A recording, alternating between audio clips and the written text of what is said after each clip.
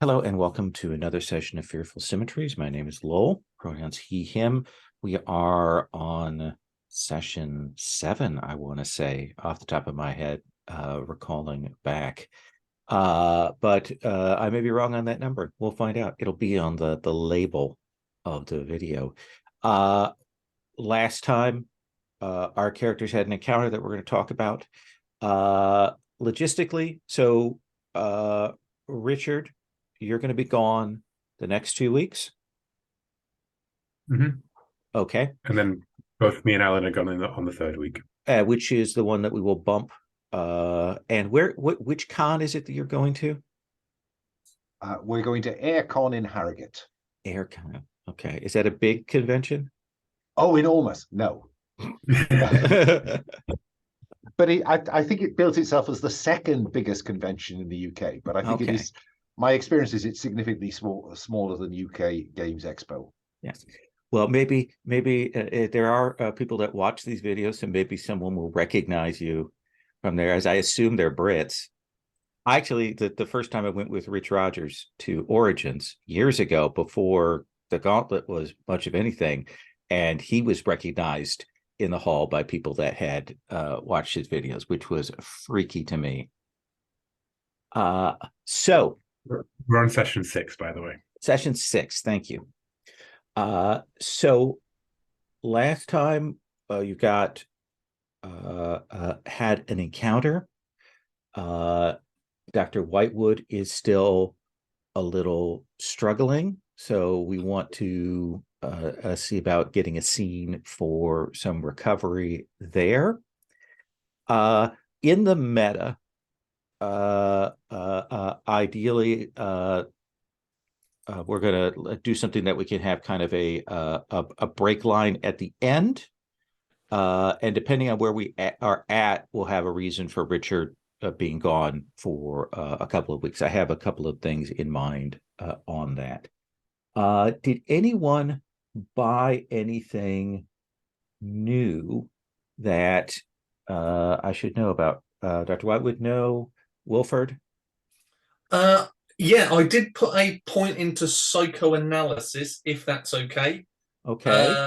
I'm going under the fact that I did receive a lot of psychoanalysis under Arthur Whitewood, and I just wanted to, that sort of sit down and have a cup of tea moment with him, where I did it and had absolutely no skill last time. That's my sort of reasons behind dropping a point into it. Okay. And Isabella, did you spend any points yet? It's a fine question. Let me check. Say, why haven't you checked yet, Sherry? Because I closed the sheet as soon as you asked somehow. Let's see here. I have one build point left. So I must have spent it on something. Okay. I just wanted to check if there was anything that was of worthy note, but we'll figure that out. I think I bought more of something. Okay. So. And Richard, what about you? We got 3 build points, yes? I think so. Well, I put 1 in bargaining. Okay. Because that would have come in handy last session, as always. And I've still got 2 left.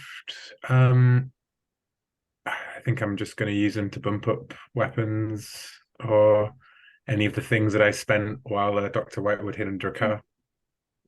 And point spending, you can do that on the fly. So you can spend that even in the middle of a combat.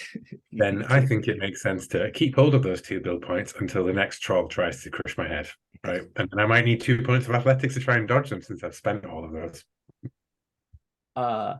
So I don't think anybody got significantly injured in that battle between the flashes and the flare. You were able to keep him from striking you. So we take up in the Gray household. Again, darkened, the curtains are drawn. I will assume that you have lit candles around the place, just to give yourself a sense of what's going on. You will confirm that there is no one alive in the household. You stretch to say we have a gas little oil lantern type things. Oh, absolutely. Yeah, that makes sense. And there is a pile, a charnel pile there in that great hall, and the detritus of this giant, whatever it was that when it fell, just turned to common stone there. Heavy enough that they're difficult to lift, but you could put them in a wheelbarrow if you wanted to move them somewhere else. So let's come to Dr. Whitewood. You're in the first chair for today. How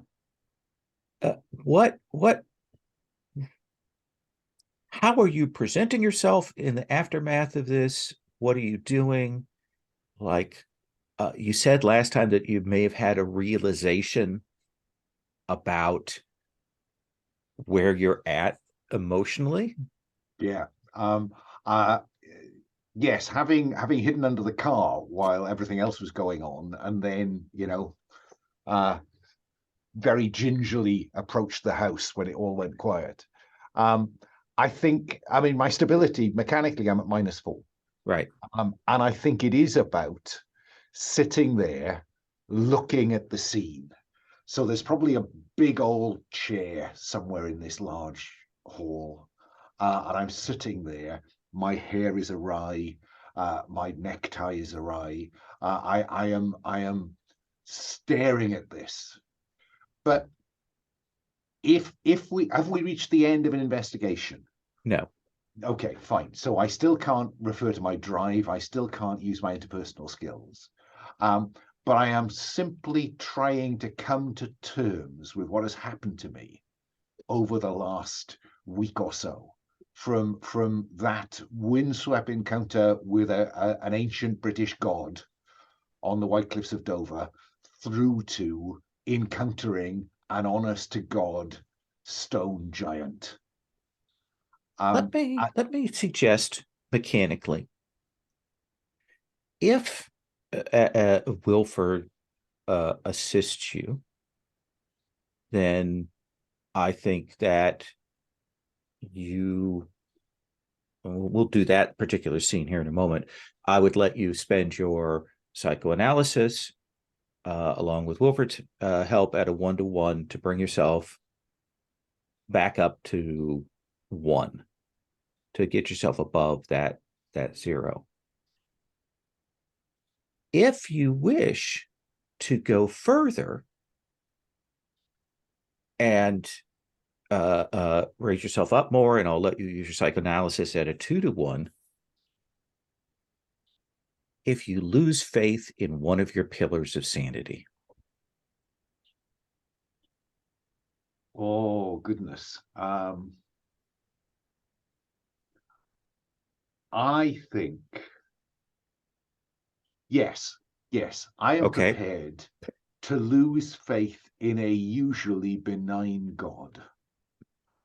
I think that I'll put a line through that now as a pillar of sanity, because I think, well, the God that I have actually met, rather than the one that I pray to every Sunday, being a solid Anglican, that is not a benign God, albeit incredibly potent. Mm-hmm. And the scene in front of me does not coexist with the existence of a benign God. So, because that pile of bone and bowel over there belonged to somebody who was human. Plural. So, Wilford, let's have you kind of be the trigger to help Arthur, if you want. Let's sit him down in a chair, undo a thermos, pour the tea into the slightly sort of stained top cup, a little flask of milk that's starting to see better days. There you go, Mr. Whitewood. You settle yourself down. You've had quite a fright, it seems. Thank you, my dear Wilford. No problem, no problem. So, what you saw in there, you don't need to worry about at all. It's all been dealt with. You can calm down. Myself, Miss Grimaldi, and Mr. Fraser, it's all been dealt with. But Wilford, that is simply inhuman. It was inhuman. What it did to poor Grey is simply inconceivable in the world as we know it.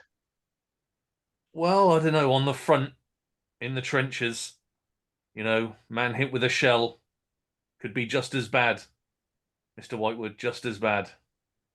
Yes, but Wilford, in the war, at least one was on equal footing with one's opponents. And remember, we were fighting a just war. Of course, it was just for King. King, country, and God. Of course. Where, my dear Wilford, is God now? He was on our side. Myself, Mr. Fraser, and Miss Grimaldi, we were protected by God. Look at those remains and tell me God is good. Well, God can't. He works in mysterious ways, Mr. Whitewood. You know that. Now, and I'll pull out a little hip flask and I'll just tip a little bit into the tea. You have a bit of gunfire in you, Mr. Whitewood. That'll see you right. Yes. I'd push the hair back, try to get a grip, straighten the tie.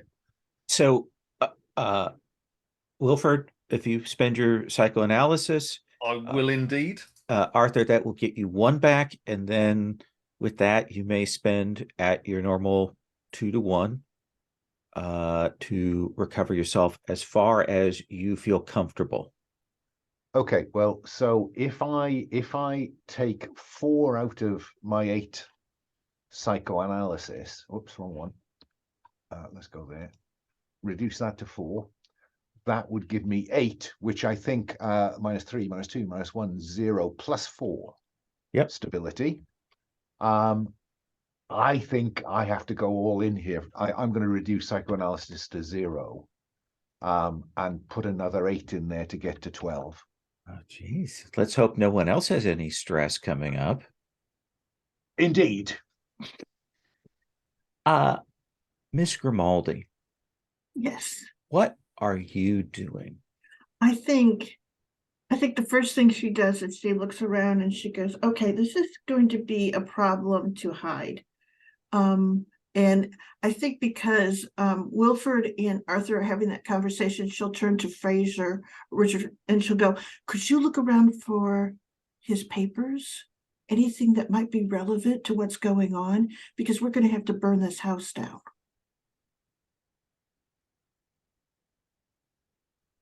Of course, I think that's a very good idea. Yes, I'll move the bones into a more sensible spot. Can we be sure that this is Grey, though? I mean, I'm not a medic. And she sort of looks and says, if Grey somehow has found some place to get, I mean, if he's not here, that's wonderful. Then it's just his household staff that has passed, and he will have a chance, and you will save his papers from the fire that is about to start. All right? Yes. No, he stares like uncomfortably at the charnel pile. Just heard. Well, in fact, I'd rather heard stories of Mr. Whitewood, in fact, in the papers, assisting Scotland Yard by identifying grisly remains and working out the kind of fiend who could have done such a thing. My understanding is that said that the men have longer bones, something like that. I'm perfectly aware. Mr. Oh well, I'm not. Is what I'm saying. I don't. Ah. If She someone, sort of, yeah, she sort of steps and says, "Go look for the papers, please. yes, of course, I'll join you as soon as I've got things set up." yes. Is there a And telephone here, by the way, Lowell? pardon? Is there a telephone in this hall? A lot of halls aren't wired for that at this time. No, I But mean, I wouldn't be surprised if there wasn't. I'm just yep. wondering. Let me pull up. We'll do a fate roll. Let me grab up the roller here.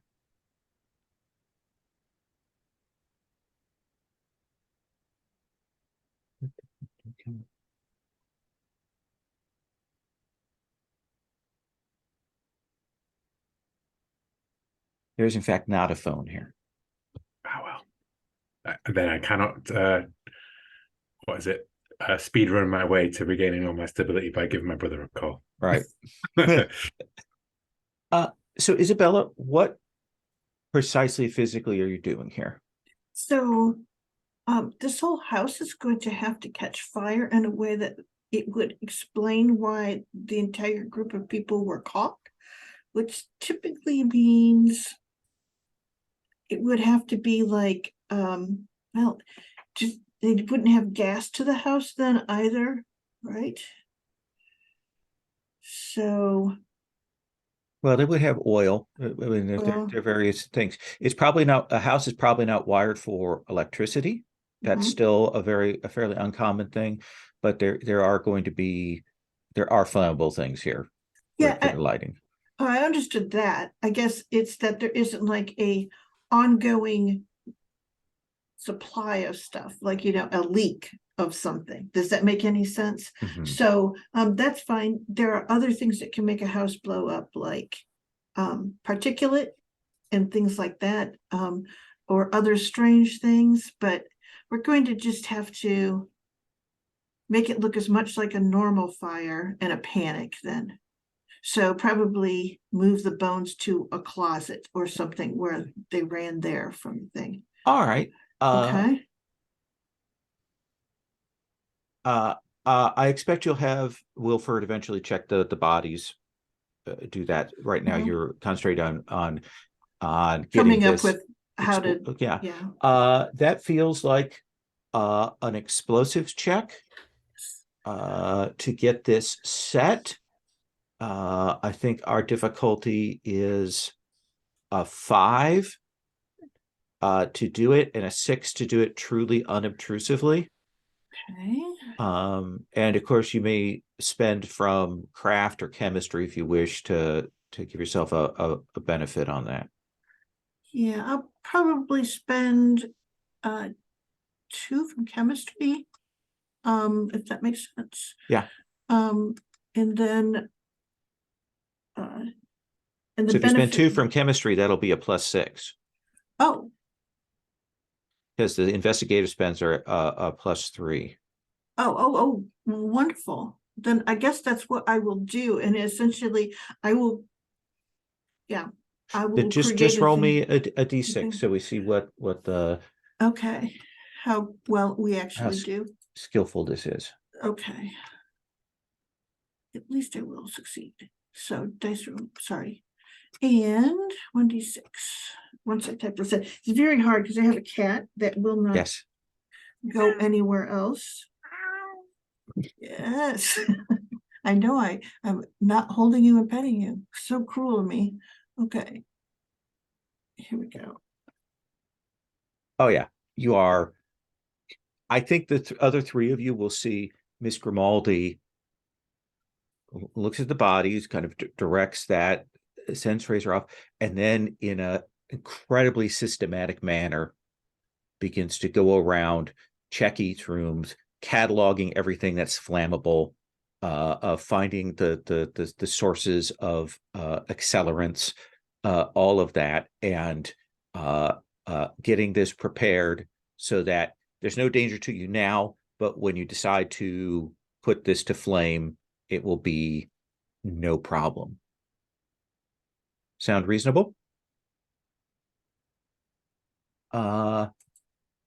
And Wilford, sorry, let's go to Richard here. and we'll go to Richard, and then we'll come back to Wilford, because I think Arthur's going to be occupied with his contemplation of the universe. But you are looking around. You are looking around. What is it you want to find? What are you looking for? For Gray's papers. Okay.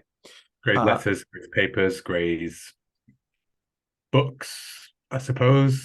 It depends upon what kind of state, I suppose, which is the appropriate spend here. To the use or evidence collection, I would have guessed.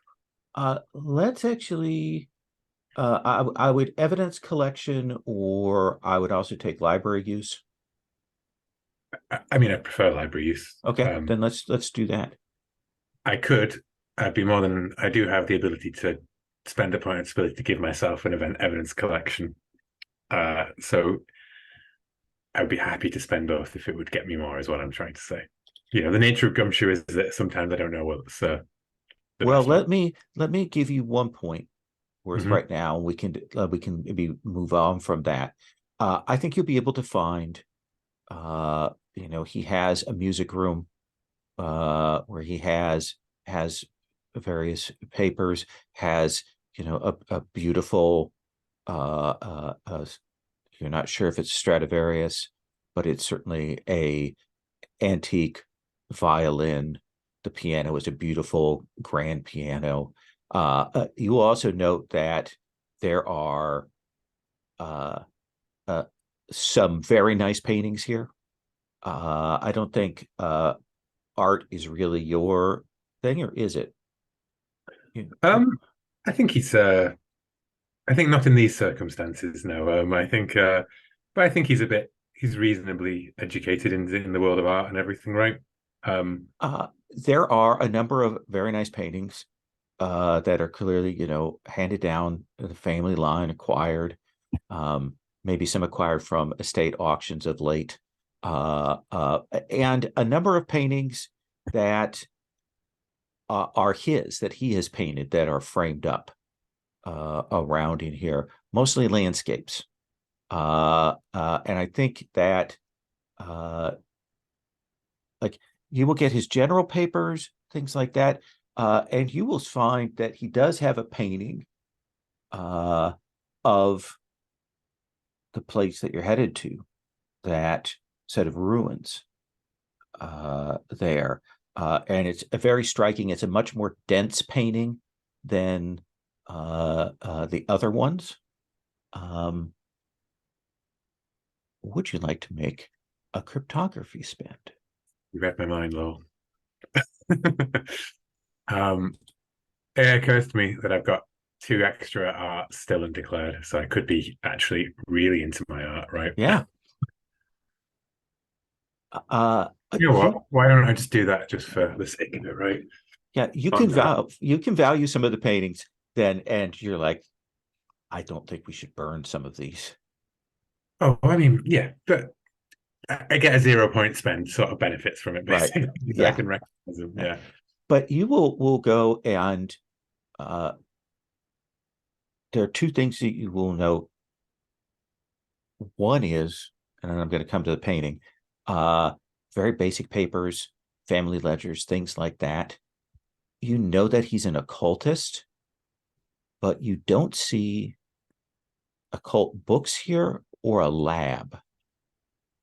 And that strikes you as unusual, at least in the area that you're moving around and looking. You will come to that painting, and you will look at it, and there's something about it that bothers you, and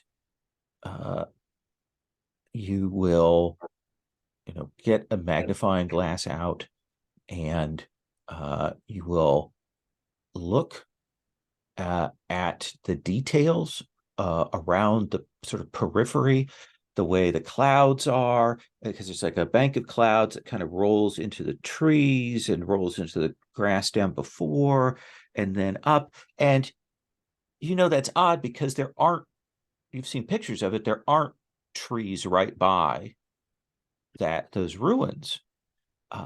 but you will realize that pretty cleverly, buried in the swirls in there, are bars of music that run along the edge, come around, and end on the other side. And it's a composition, and it is striking that he has gone to some effort to put that in this painting. Hmm. And none of us are musicians, are we? It looks like I'm acquiring my last art. Okay. How fine Well, grained? are you content to do that? Because I am sitting on 5 build points at the moment. Oh no, but I've got four points in art, and the way it works is every point in art gives you another art. And Yeah. honestly, really struggling to think of things that I could be interested in beyond that point, right? So I think that, I mean, you'll have to kind of go and find one of his composition books, and carefully transcribe that onto paper, and then you can sit down and plonk it out on the piano, and it's a striking tune, but not one that you're familiar with, and kind of haunting when you play it. It feels potent to you. Does that seem fair? That seems fair. He he hums it as he whistles through, so he could whistle it later if he wished. With all of that, I think one of the very first things he does, though, is he takes that Stradivarius outside of the house. Okay. Because maybe gathering a bunch of paintings around, but it would be a crime to let the Stradivarius get burned up in here. Yeah. Wilford, once you've kind of got Arthur on his way to recovery, what is it that you were doing? You are muted. That's well pointed out. I would like to go and look at the remains of the body. This feels like forensics or evidence collection. Either one of those would be appropriate here. Yeah, well, forensics is crime scene, and this person has clearly suffered a crime. So yeah, forensics. Let me spend that down. 1 point spent. Yeah. You will be able to ascertain, because there is bits of clothing, there are unfortunately bits of flesh, and such, that this probably happened a day ago. You will ascertain that there are 6 victims here. You would guess from clothing that one of the males is Mr. Gray. One of the women is dressed a little more fashionably, possibly the lady of the house. And then there is a manservant, and 3 older women that are likely to have been the other half, like the cook and the housemaid and so on. Sort of standing back a bit, and I'm happy to spend from either evidence collection or forensics. Does it look like they were involved in a ritual? No, it definitely looks like that just violence was done. You're not sure. I will say that you can see on a couple of them that there are some ligature marks that indicate that maybe they were bound and bound for a bit before this happened. The other thing you'll find is around the lady of the house's neck is an unusual amulet that is striking. And I think with your connection to the ley lines, you can tell that it is enchanted. It has some power to it. It's on a steel chain, and it has a kind of a cat's eye there, cut very nicely, but with some markings around it. I will scurry it away and whisper to myself, "Precious." So you feel it in your hands there. So does that feel like good information? That I think that really clears that room up quite well for me. Okay. Yeah. So Isabella, you've got these things in place. What is your next step? What are you looking into? What are you doing? You are muted.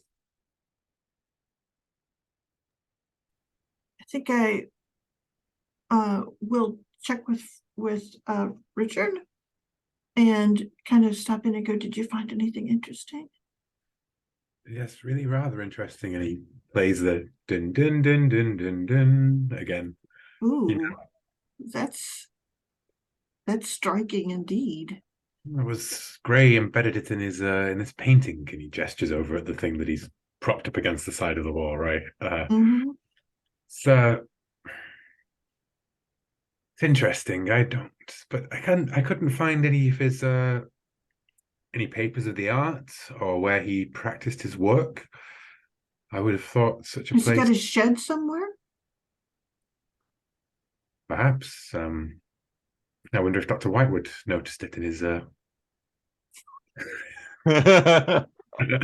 his sprint out of the room. I think Isabella starts to laugh and covers her face. While he was searching the gardens. Yes, yeah. But yes, I think I managed to have as good a look as good a fist of it as anyone could do. Certainly doesn't seem to be hidden in between any of the books, and he basically just swiped all the books off any shelves, right? Yeah. Like piling them over because they're all going to burn anyways, right? He's I suppose all that's left is to look around outside, and then I think there must be something significant about the ruins in this tune, though. Isn't that where we're going? Yes, and luckily I brought more than just my own two lungs to play this tune with, and he pats the Stradivarius next to him. Isabella, I'm going to invoke your special ability. All right. Do you want to make a locksmith spend? Sure. Do I see where there is a place to? Yes, I will happily do that. Yes. I'll spend 2 if needed. I think just one. Locksmith or architecture. I do think that I have both. Yeah. And hidden spaces. Yes. You will look around, and you will find that there is a hidden door. You've seen that there is a cellar door, but this seems to be another door to another section of the cellar that's been essentially walled off and hidden away. And we'll open that up and go down into the chambers here, and this is where you will see the various magical accoutrements, the instruments, the pieces there.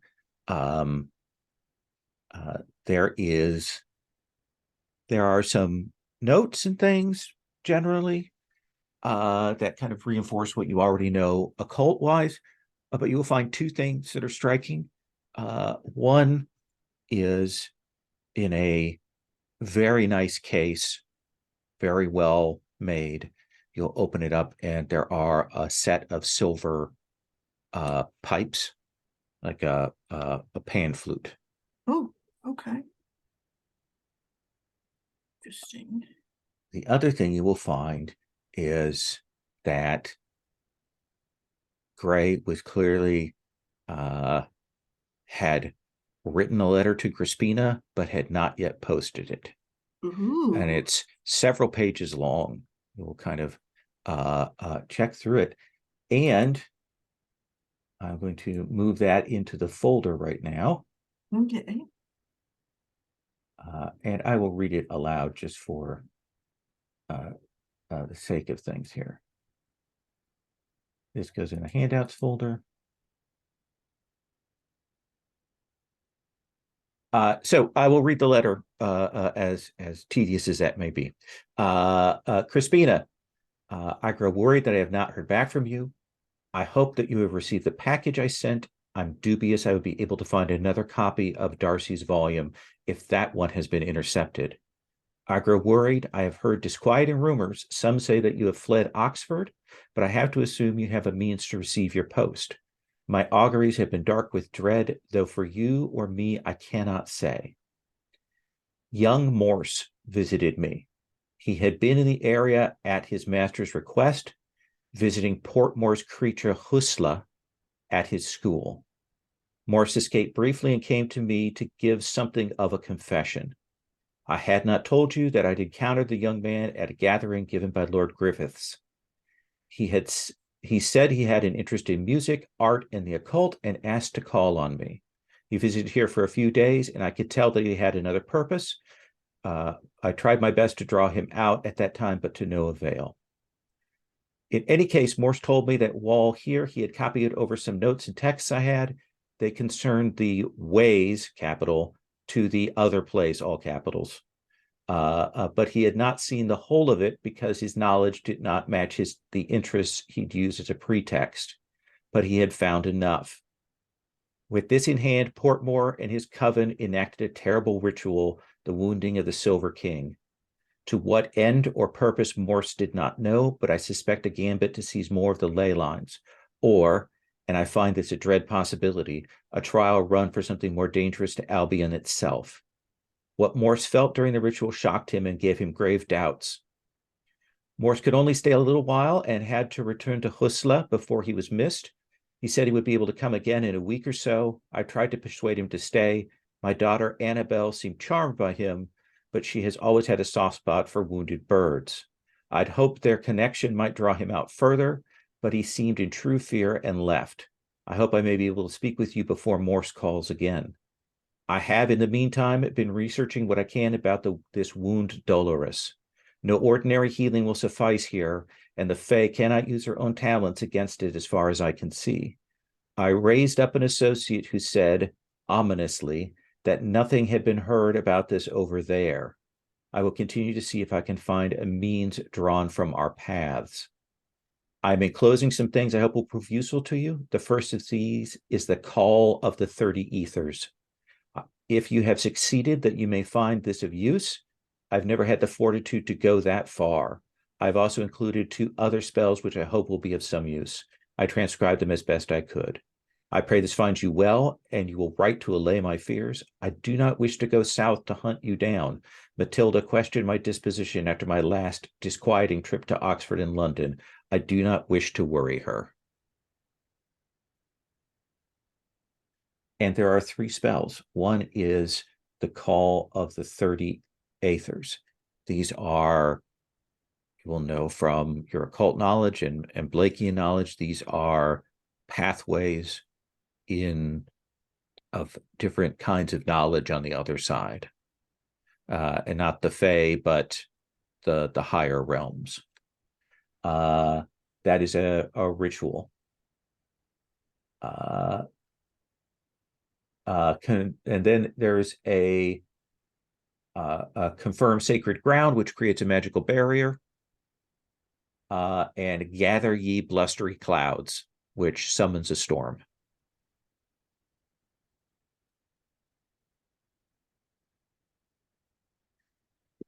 Is that seem like fair information for your spend? Yes, yes, it does. Richard, what do you make of this?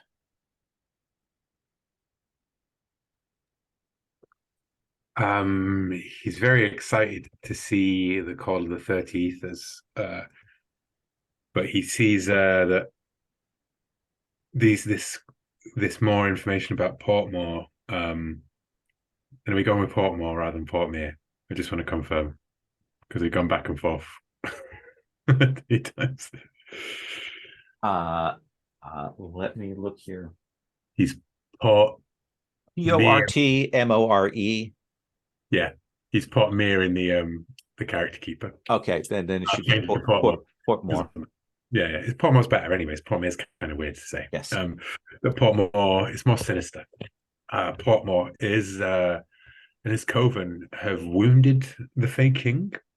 He's very excited. Like this Grey, he knows of the other side of his contacts among the Fey creatures beyond. I mean, we've spoken with but one, and I suppose we've killed another. But I wonder if, and he looks graven for a second. I wonder if this work was conducted with Grey's occult knowledge, if it was perverted to wound Dolores, then perhaps the Fey King has blamed Grey for it, and that is why this troll was here, and why they are all dead. Because it was some of his information that was stolen and used. I mean, I can't be sure. Perhaps it is either that or Portmore himself perhaps has greater command of these forces than our darkest fears. That would be my first inclination. She goes, yeah, she kind of goes, the bad guys always know who their enemies are. I mean, and he did send someone to steal his information, so. Yes, the Comte's wayward ward. Maybe our way in if he's having doubts about his master. She stops and she goes, but Grey has a daughter, right? She wasn't out there. I fear the daughter is the fashionably dressed woman. Oh, I thought it was his wife. I think we jumped to that conclusion, but I don't know. Oh, I think I described her as an older woman. So the body of the daughter was not found among the Channel Pit. Wilford can confirm that. And then I think she stops and says, well, I don't want to destroy everything she has. If there's anything of value, let's put it in her father's office and take the magical bits out so that she doesn't understand why it exists. Maybe it'll look like he stored some things down there. Are we not burning this place to the ground? She sort of stops and goes, I suppose I could try to contain it. It does make it harder to describe why all of them were grouped together. I think we should. We do not know what's happened to Annabelle. We do not know where she is. I fear that preserving what we may guess is of significance to her is poor medicine, and perhaps not worthy of our time or efforts. For we would only do it injustice. It's better to burn it all than to risk. And she goes, the settlers aren't going to burn. Well, if the study's not going to burn, then why don't we put all the paintings in here too? And that's what she was saying. So there is a movement there. I think Richard, you kind of feel the weight of the Stradivarius in your hand, but you don't want to leave that down here. No, because the heat might warp the. But I think that we will see Isabel Richard move to take a selection of the paintings, go to what is clearly her room and find, her jewelry box, a memento box kind of set of things there. That seems fair. Do you want to make a spend to do this with a completionist? With a Sure. completion. Oh, the completionist eye to certainly get all the valuable things and provide. I think an interpersonal spend or art or craft would all be appropriate here. I will spend a point of art painting. Okay. Yeah. So let's come back to art. Engraving? I don't know. I think just art there. I think you have it covered, so it seems appropriate. You will know what you have to do between you and Isabella to keep it from smoke damage, and to make it so that the heat won't particularly ignite down here. Arthur, let's come back to you now. You've recovered somewhat. This is as Isabella and Richard are kind of gathering things together. You've heard what they've said about this young woman. What are you doing? I'm not sure there's anything left to do apart look on horrified as Wilford sorts through bones and bowels.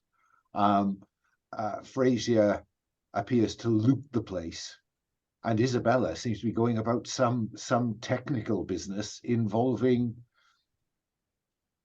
fire accelerants.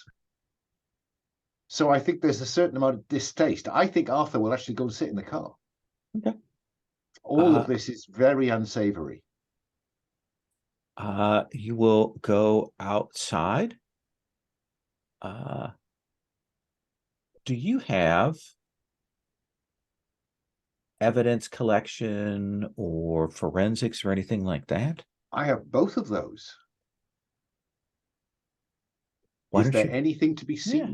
Why don't you make a spend for me? Evidence collection? Yeah. There you go.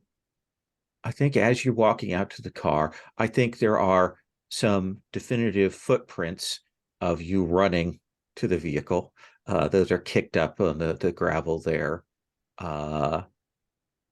You will see there is a car for Gray that is in a garage, or however you say that, Brits. But you will also note that there are a pair of tire marks, like two vehicles, that are definitely not yours and definitely not Gray's vehicle. Slightly wider tire marks, and they don't pull up all the way to the house.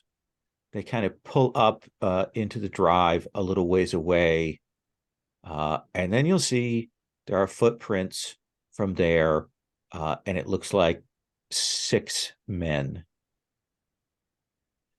come out and make their way towards the house. Just remind me, was it just the female domestics who were showing some evidence that Wilford found that they were tied up, or was this both Gray and his wife as well? I think you will see that the domestics are the ones who were bound. Okay. So, yes, when the others are finished, I think I'll need to share the fact that we appear to have 6 intruders. And that leaves a question mark in my mind as to whether this giant was summoned by someone who arrived. The question of whether they were summoned here in response to Morse's visit, and who exactly, what was the name? Hustler and his school. How does that tie together? That's what Arthur is contemplating as he sits quietly in the car. Wilford, And we'll assume that Arthur has passed on to you the information about the intruders. At this point, we'll do that with investigation games. Is there anything else you want to look into that you want to do here in the household? I will take a sketch of the tire pattern of that car, if that's possible. Yeah, I think if you spend evidence collection, you can get an imprint in a section of mud there. And we always assume that you have the proper tools. If you don't have them on you, you can go into the house and find something to make a quick cast with, such that you can note those tires again. I think as you will see that there is a particular cut on the edge of one of the tires that's fairly distinctive. Got you. So even if it was Goodyear 101, the most common tire in the world, we would still be able to narrow it down. Yeah. The other thing I think you'll note, and I'll give you with the evidence collection spend, is as you're looking at those footprints, one of the figures has an unusual gait. You suspect that they may have a leg injury, or something of that kind, which is challenging their pace. I will definitely share that information around, that we may be looking for a man with some kind of limb impairment to his lower limbs. Morse was injured in the war, wasn't he? No, he wasn't in the war. He wasn't in the war. No, his father was injured in the war. That was it. Yeah. But his father, as far as we're aware, his He's father's dead. dead, yeah. I mean, we've got a whole load of new suspects. This must be the work of Portmore's Coven. Oh, I know what I said about the fake king, but there can be no coincidence here with the tying. It was the creature that murdered these people. Yes, their bodies were rendered. Yeah, but 6 people. Yes, no, exactly. But the 6 people and the creature must be linked, as opposed to, they must have done something to bring it here. Possibly. We didn't ask the question, did we? Whether the injuries of these people were akin to the injuries that you lot feared you might have come away from this encounter with. Are we talking about massive, crushed blunt bones? force trauma? Yes. Inhuman strength. That's a good question, and it's something that would have gotten when Wilford examined the bodies. I think that yes, definitely. Though I would think you will see that there is a bullet in the manservant's back. Shot in the back. Maybe he was trying to run for it. Yeah. So certainly this human intervention precedes, we're assuming, the arrival of a giant. Assuming. The question then becomes whether this giant, whether it's coincidental arrival or whether they then trigger the arrival some way. And I don't see there's any way to test that. Well, the house doesn't look as if it's been rifled. I mean, we've Correct. spent so much evidence collection in there. I think you'd tell us, wouldn't you? Right. No, it has. It's been. It looks like none of the valuables were taken. That at most someone maybe looked through the papers there, but they certainly had another purpose in mind. Can I ask the question then, if I were to spend another point of evidence collection, would you tell me if more people left than arrived? You may spend a point of evidence collection. And was the additional person who left of much lighter build and conceivably in high heels? I think you missed it the first time because the footsteps are they are barefoot, and there are a couple of bare feet, and then there's a gap, as if if two people were carrying them, and from time to time they got their feet under them. I think they've taken Annabelle or Morse. Those are the two people who would have a reason to be here, and either of them would be important to the coven, conceivably. Yeah, I'd say agree But with that. I'd we're- probably we're think it's speculating. Annabelle. Yes, yes. I think that some people need to die. And I think that's when we hear the crackle of the first flames start up. Isabella is silhouetted action movie star as she walks away from the front, carefully to walk in existing tracks and cover them over. And soon the building starts to go up, and the four of you will load into your vehicle to get out of here. I described it as a ways away from other houses, so it will be some time before neighbors see the smoke and deal with this. And that will mean there is time for us to drive slowly away while Wilford smudges any tire tracks we might leave. That seems fair. Let's take our first break here. Take 10, and we will come back. So you make that occult spend using the grimoire that you have, Wilford, and you will determine that this is an amulet of protection. It will provide 6 points worth of temporary health. Essentially, it has been exhausted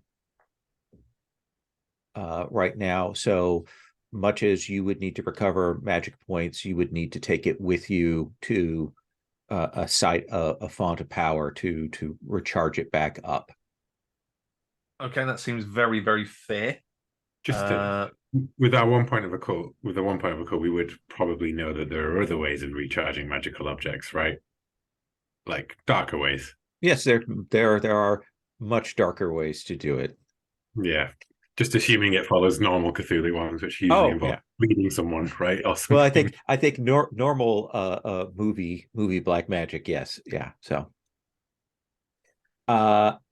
and as I said, feel free to look at that Visions of the Aethers. And I'm saying ethers from the Fearful Symmetries book, which begins on 192.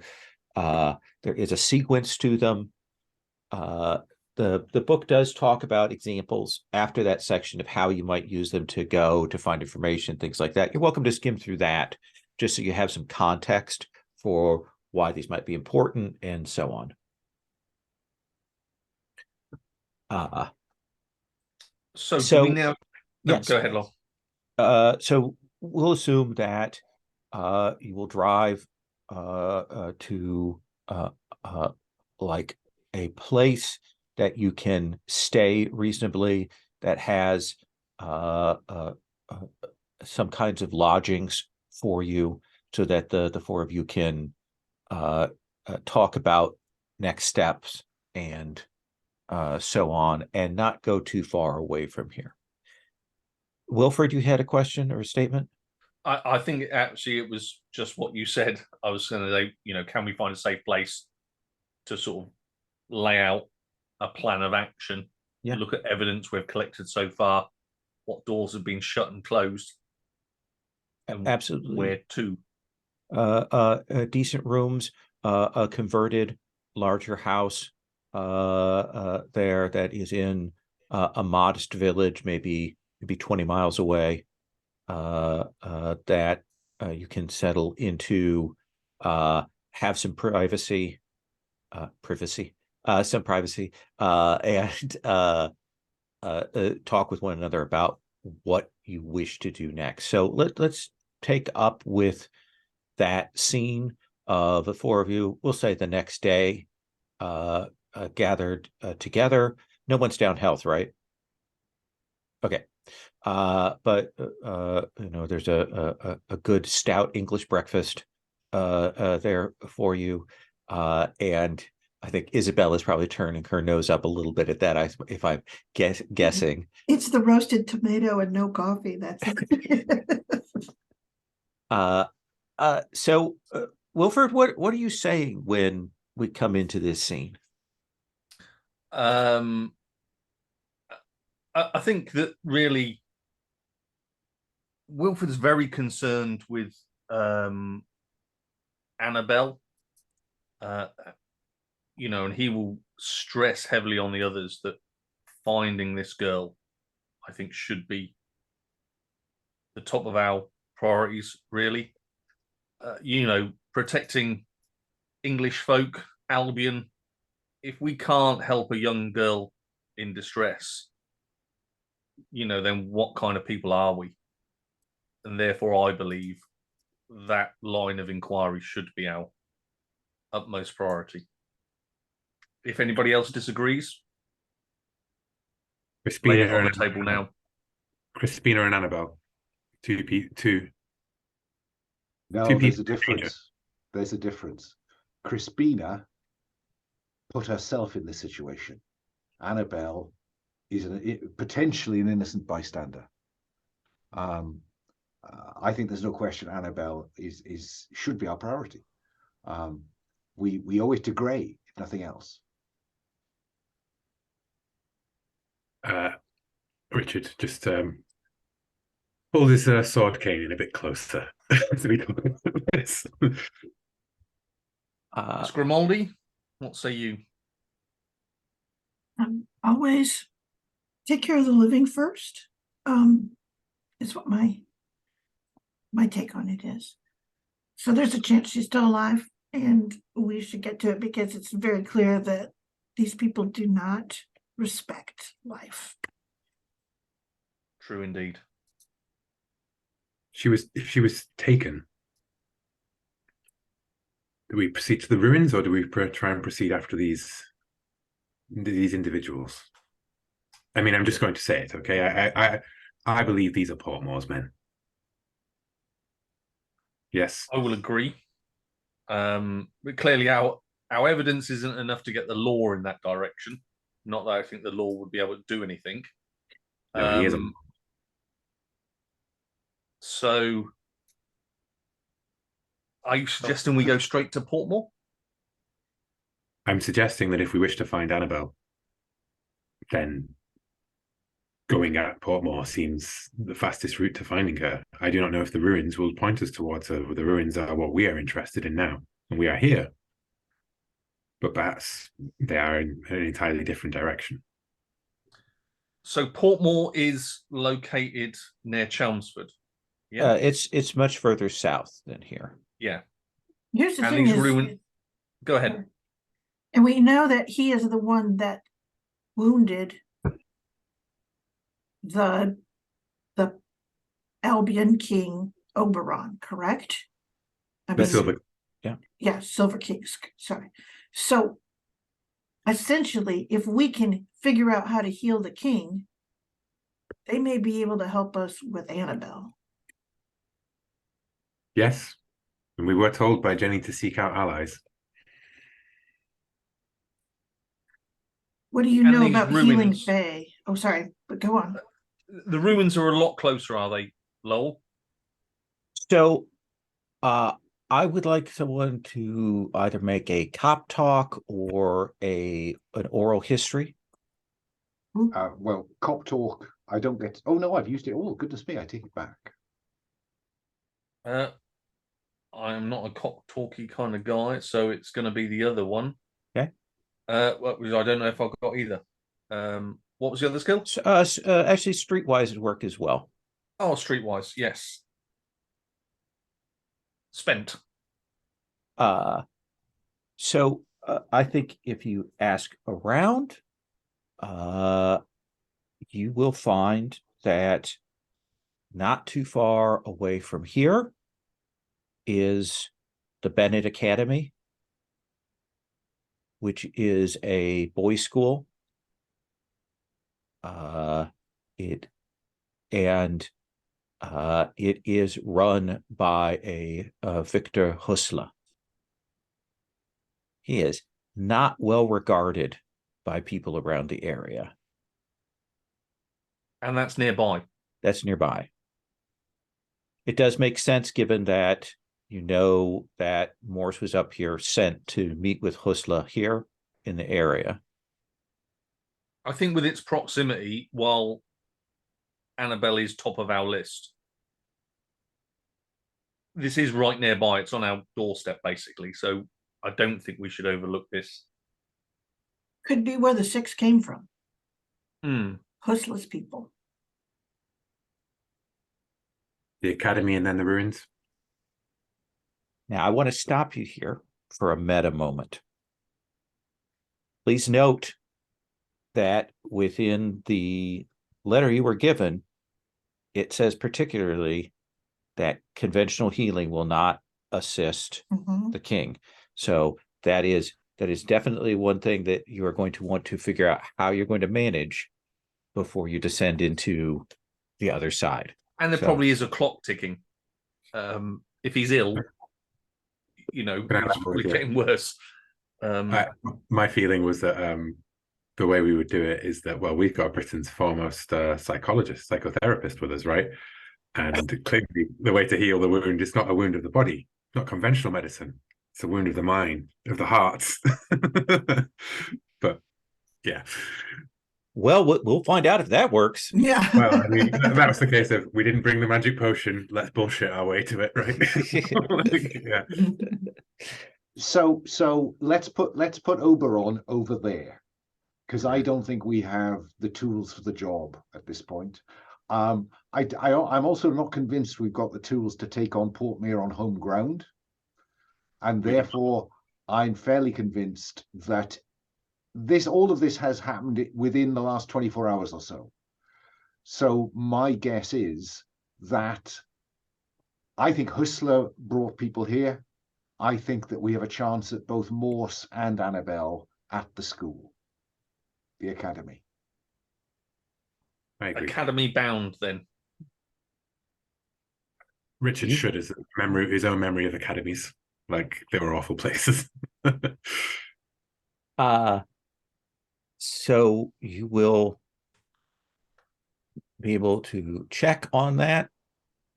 It is mercifully between terms, and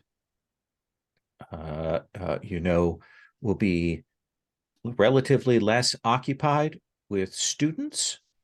There may be teachers there, maybe instructors and staff, and maybe a few kids whose parents are in foreign service or something of that sort.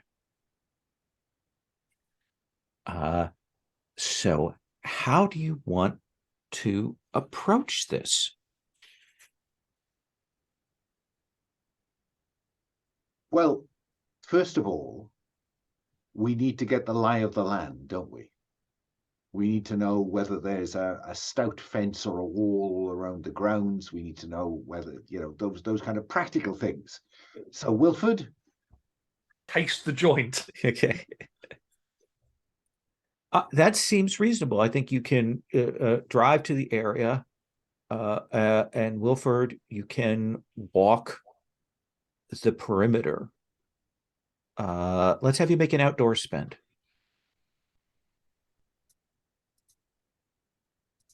Spent. You will see that there is one very large building. It looks like, this has probably been a boys' school for a very long time. The multiple levels, the big opening to it. There is a outbuilding that looks like it's shed / stables / garage in one area. It has a significant little lake out front, like I mean, it's a very big pond, but enough that you can take small boats on it. In fact, they have a boathouse there. and a little dock. You guess that they probably, throw the children in to teach them swimming in very cold water.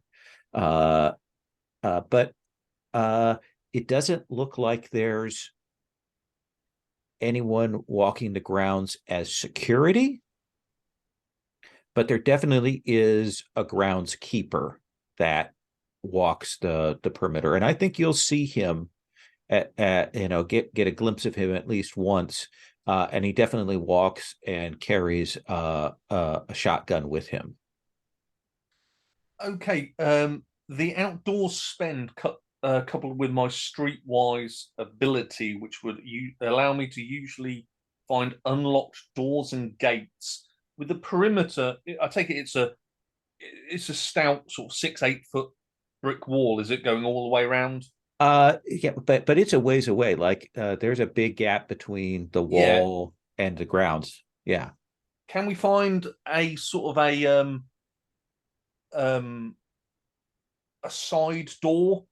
Normally every now and then in sort of large bricked walls around sort of country estates, they do have a sort of an entrance exit sort of. It looks like there's a relatively unused, like maybe they used to have livestock of some kind on the grounds, and there's essentially a gate that can be opened onto a very overgrown set of scrub woods and grass. Excellent. I will return to my colleagues, report that there is a groundsman doing the rounds occasionally with a shotgun, a man I probably wouldn't want to muck with, really, or his shotgun at least. There is an entrance other than the front drive. There's this large sort of boating pond. So that's the sort of lay of the land.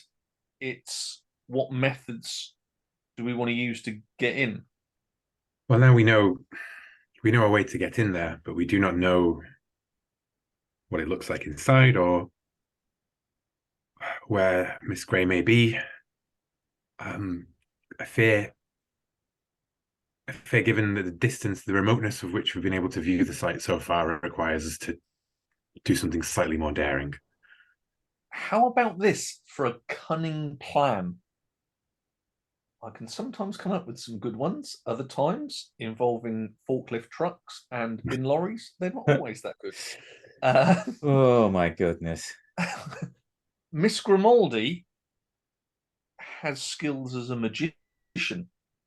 Ew. How about we are traveling entertainers? I'm sure for a very cheap fee, or we could go under some sort of Christian flag, that we lay on a magic show for the boys one evening, as in this evening. That will get us all entrance to the building reasonably late in the evening. But it is outside term time, so most of the boys will not be there. But there are some, the ones that are overseas. The ones that are overseas and are probably annoying the hell out of the staff that remain, right? Like, I mean, I think there's a more obvious Miss Grimaldi angle here, because surely you have a younger brother. I do. You want a place in school in England. Exactly. While we're in country. Exactly. And you have points in American. Exactly. Yeah, we want to class the kid up some. So sure. That doesn't get all of us in. That's the only. Well, it does two things, I think. One, it generates a distraction. And if nothing else, Miss Grimaldi can go in and come out, get some idea of what the opposition's like. And then I wonder, Wilford, whether you might find a conveniently open door at the back. Yeah. I was thinking, I mean, that was pretty much what I was, because until Paul suggested the magic show, which I instantly fell in love with, and was like, well, even if it's not a good idea, I really want to do that. What was this? It was similarly in that Miss Grimaldi and Richard, we have someone that we want to put there. But if you've got a younger brother, like I could just be your kind of like, you know what I mean? Like your sort of Oh, I would have brought really you. person, you know, English you- cousin kind of thing. Yeah, I know. Yeah. I really like the idea that you're the one person I know in England, and like you just for some reason you're like you don't really care, so you're like, yeah, this would be fine. Yeah. So- And that You know, I went to leaves such a school. Yes. Wilford with the simple task of getting Arthur in. So Luckily, the other actually, I thing do I have was some thinking- skills in that area.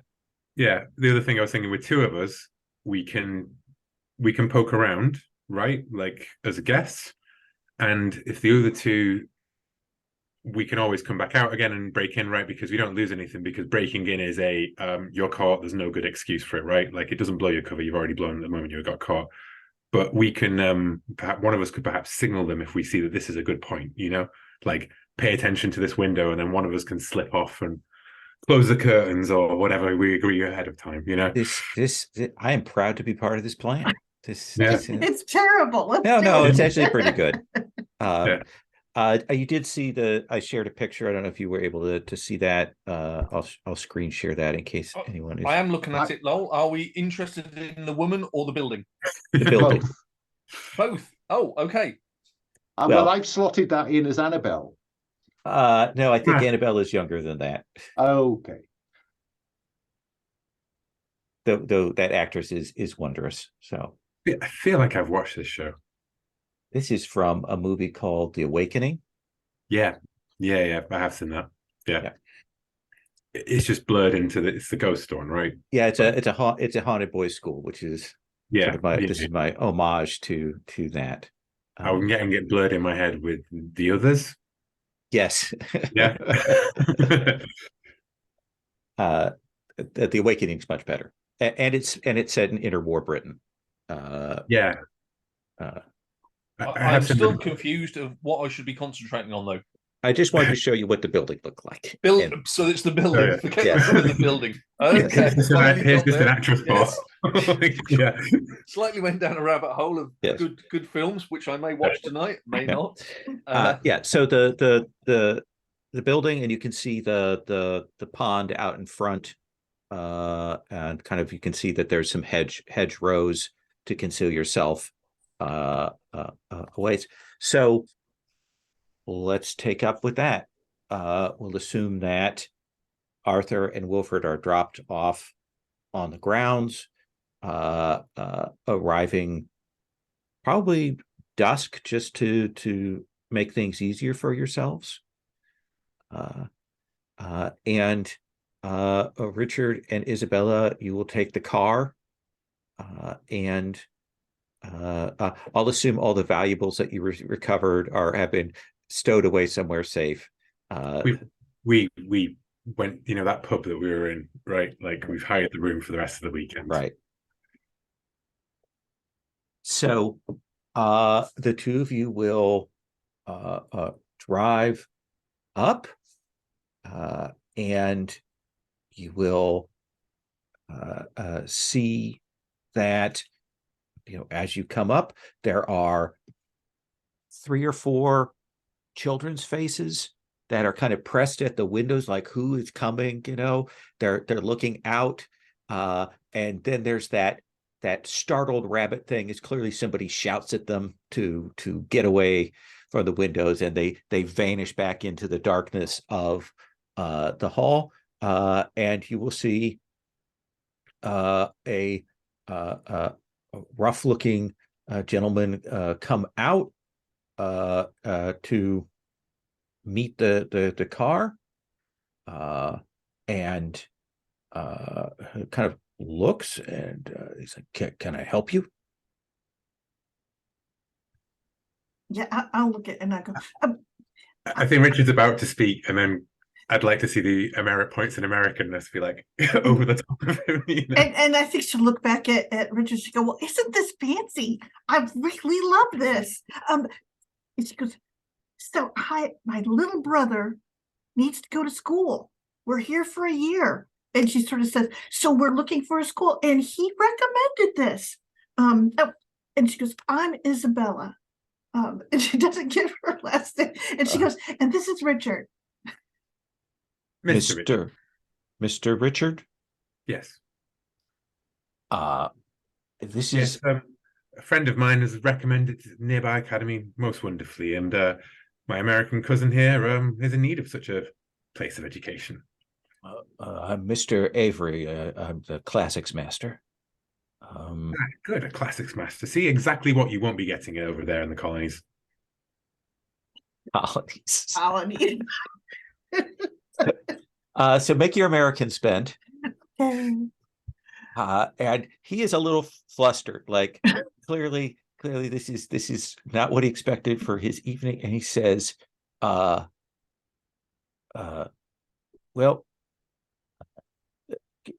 give me, let me, why don't you come in? And he'll have the two of you come in, and big old entry hall, that the kind of wide stairs that you can imagine children pouring up and down,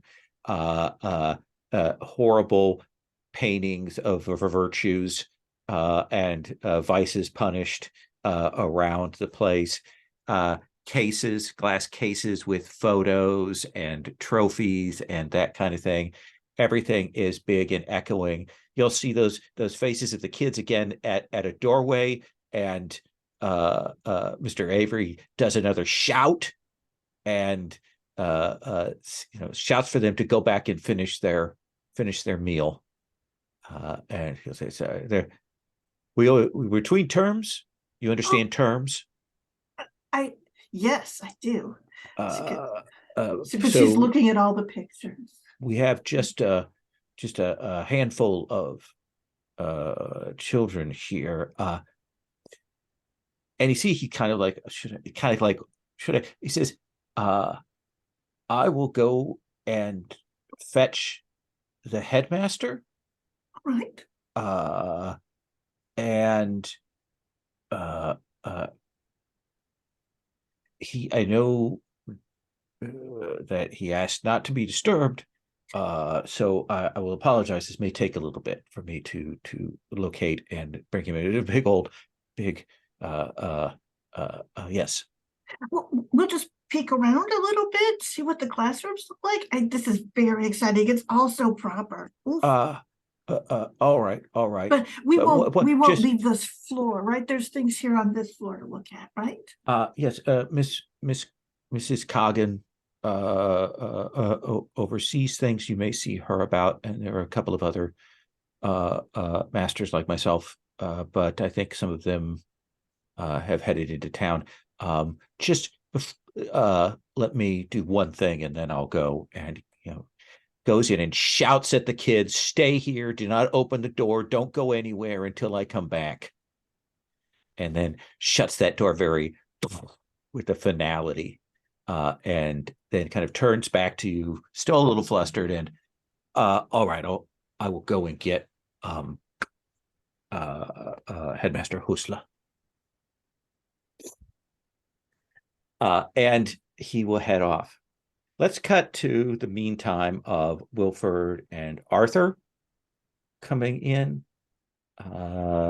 It's getting on dusk.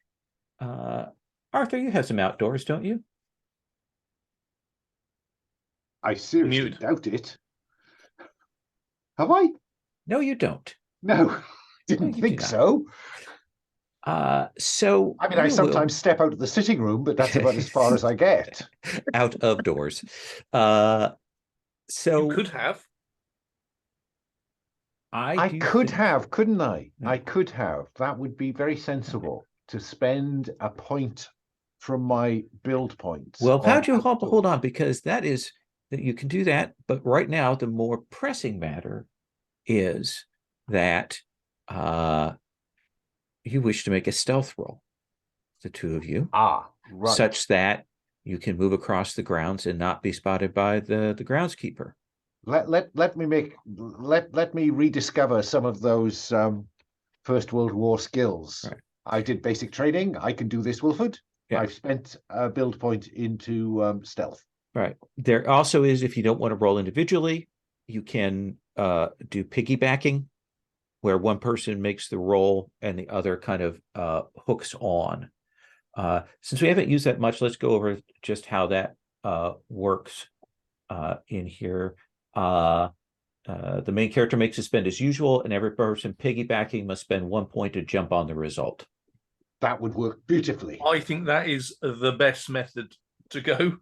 Because I've just noticed you have 10. Yeah. I have lots of stealth. Yeah. You have 1 point. So normally difficulty would be a 4 because you've got a lot of things to your advantage, but you are bringing along someone less experienced. So the difficulty is a 5. I will spend 4 points. Okay. Let's have you make a roll in case you succeed brilliantly. I most certainly will once I fire up the dice room.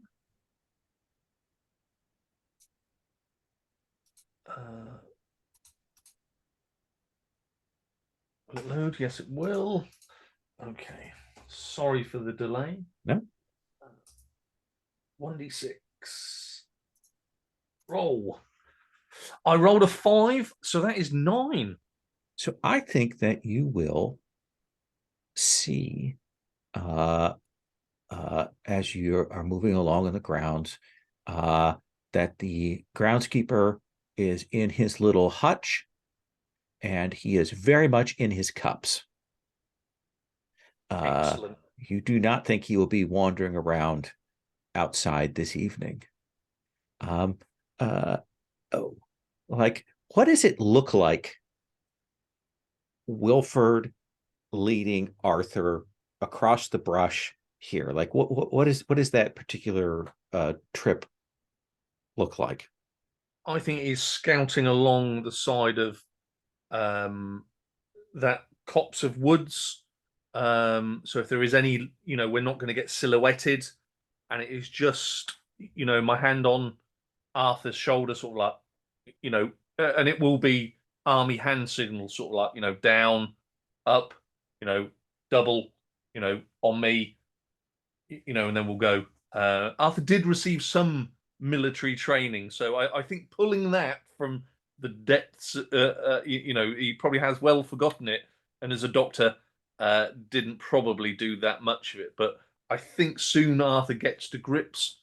As I get more and more in this sort of military role, Arthur, I think, naturally absorbs it. So yeah, silhouetting along this copse of wood. So if there is any moonlight, we blend in quite well. And I think, yeah, a little bit of a, muck on the face.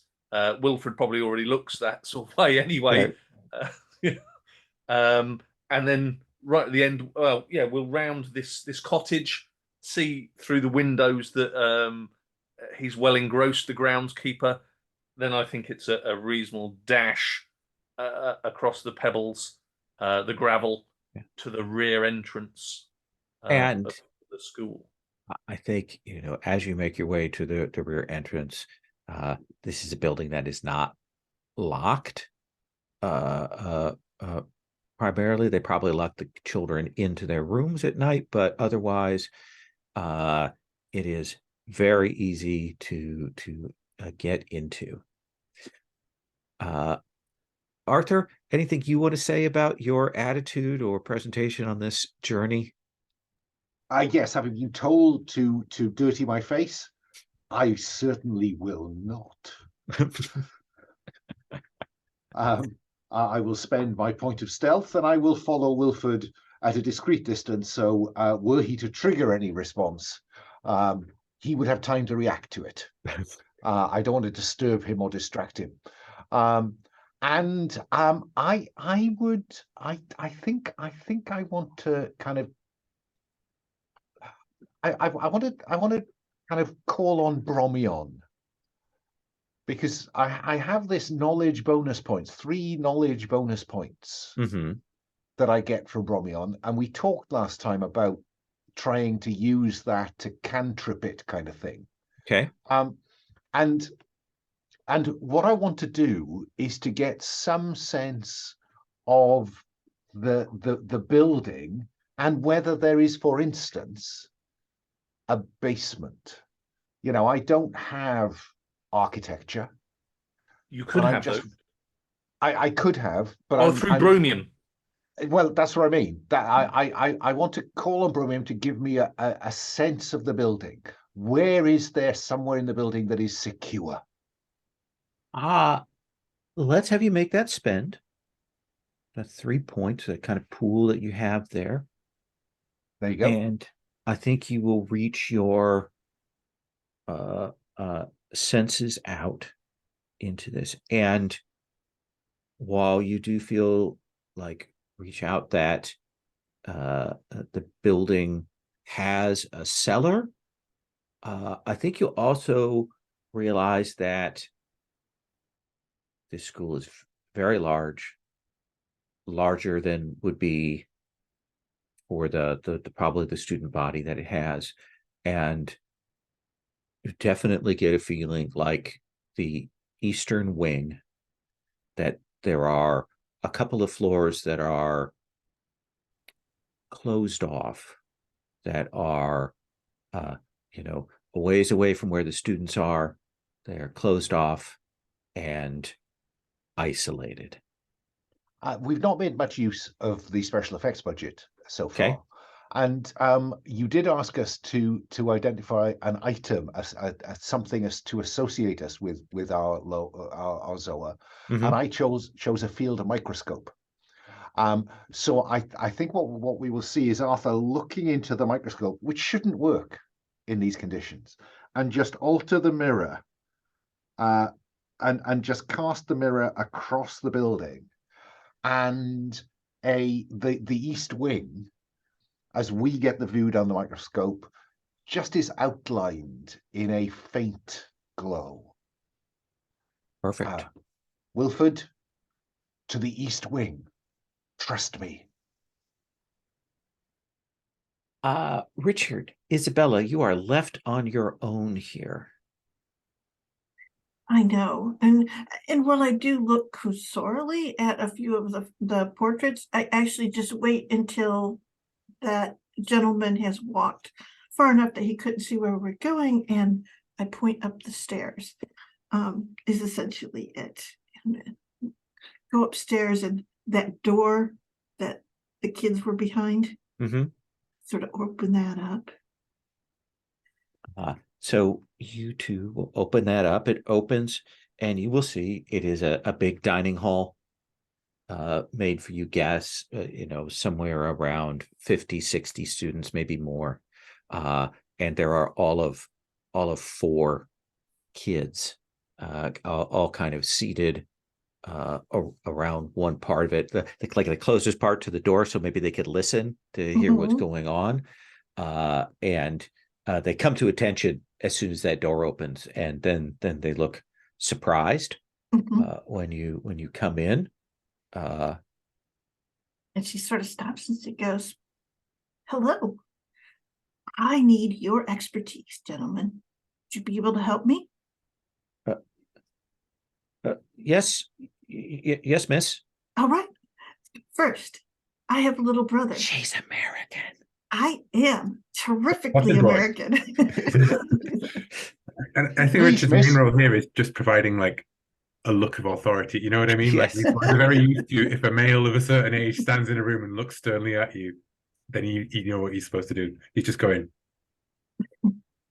Please, miss, are you a film star? Yes, I am. And she sort of stops and she goes, "Should I send my little brother here?"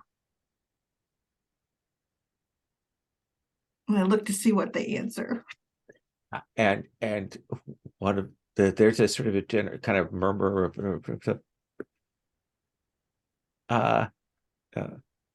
can I spend a point of flattery, Lowell, as I pull out my out of my pocket my big bag of boiled sweets? all right, absolutely. Because I think no, we wouldn't I wouldn't send anyone here. They're very, very strict, and Headmaster Husla is awful. He's he has I think he's he must have lived in Germany for a long time, because he has a very heavy accent, and he's very quick with the stick, ma'am, and encourages all the instructors to be. He makes us run drills in the morning, and he makes us all. We can't be in the scouts proper. He has his own scouting thing that he makes us do and trains us with, and brings in these strange men to do drills with us. It's very odd. And she sort of stops and says, "What sort of drills?" Oh, and the one of the other kids says, I think they're like that Italian guy. Black shirts. Yeah, like that. And she sort of, Are they? Is it just? Are they here today? Is it just you boys and the Mr. Hostler and some of the teachers here, or are they here regularly? In a car? Just that some of the teachers are here, and one of the other ones will kind of stop and say, I know that I saw a couple of Mr. Husla's like people arrived yesterday. in the evening? Yes. They drove up, and there were two cars, and some of them there was to talk, and some of them drove off, but then there were two men with Mr. Husla, and they started to get something out of the car, and then they saw us and they yelled at us to go back in, and they waited until one of the masters came down to take us away from there. Interesting. That's rather odd. I don't suppose you boys have seen anything else rather odd since then? Bright chaps such as yourself, willing to make another spend? Yeah, and she says, folks going, to and fro where they don't usually. There's a very conspiratorial look here that goes on. Who's making the spend? I mean, I know I probably have more. I was thinking of just spending a credit rating to literally bribe small children. Okay, that seems fine. Here's a shilling. Yeah. I mean, is that even a credit rating spend? I don't know. Yeah. I think that they will say the headmaster keeps some of the upper floors of the east wing closed off, but I know that he and his people go up there sometimes. Some of the others have gone up there and have seen ghosts there, but like there is a way up that one of the older kids found and has passed on to us. There's a little set of steps that people have forgotten about, that go up to that is, and some people have said that they've gone up and poked around up there. Ooh, like a servant's staircase. Yes, but very, very small. All right. Where are they? And I think that the coins have passed, the sweets have passed, and there's a general talk and sort of an agreement that goes on, sort of conspiratorial whisperings before one of them goes, I'll show you, miss. Only one of us should go in case we get caught. All right. And he'll peek his head out the door and start walking you through the halls, and we will leave the possibility of the headmaster coming down as a stakes thing that is on the table at this moment. Okay. Yeah, I'm almost wondering, is it best for me to stay behind and run interference, you know? But then it's where are you, I suppose, isn't it? It's better to not be around totally. Yeah. I can always do that if you just come down the corridor, come out and go, oh, I got so turned around in here, my good man. Exactly. Like, It's yeah. so big. Yeah. So they will show you a room that is clearly kind of a storeroom area that looks, I mean, there are piles of books, there's chalk dust everywhere, chairs stacked on chairs.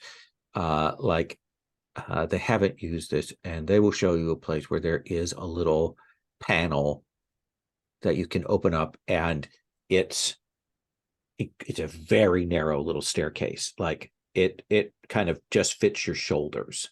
It's tall, but it's very narrow. And you know how heat can get funneled into stairwells and stuff? That is that weird heat when you come into there. Like the boiler line must run right next to it. Okay. Let's take our second break of 5 minutes, and then we'll come back and check in with Arthur and Wilford, and we'll figure out how to intersect things. Okay. So take 5. So, Richard, you said you wanted to use your lantern to do Morse code. Yeah, it occurs to me that we know that they're coming in from a certain direction. We're moving through the school, and he's leading us through. And I can just go 1 second, you know, and then like hope that Wilford sees it through the window, because I obviously know Morse code because I'm a cryptographer. Right.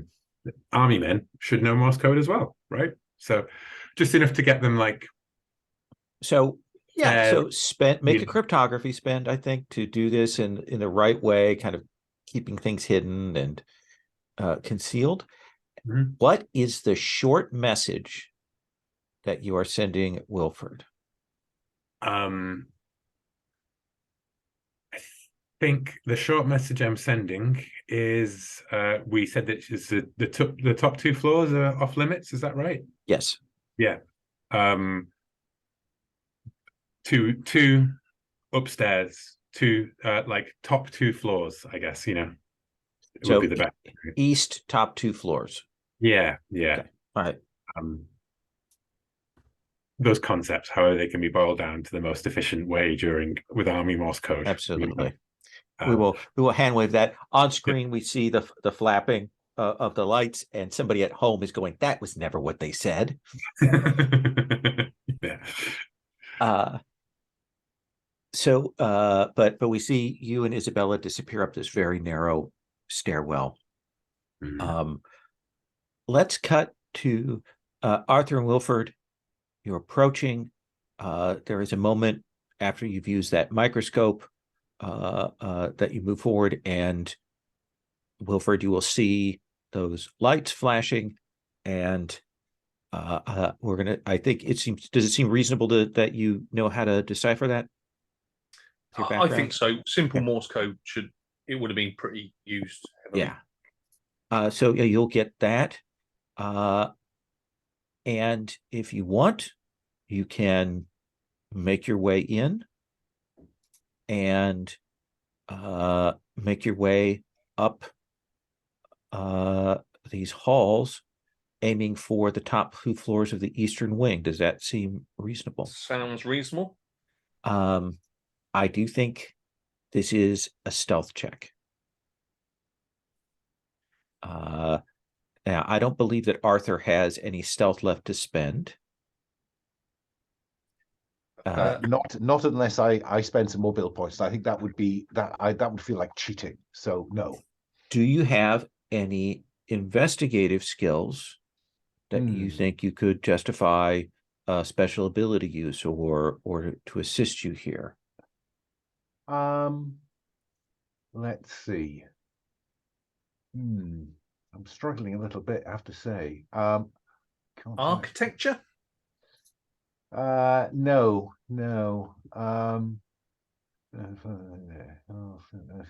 No, I'm rather I would say Oh, sense trouble.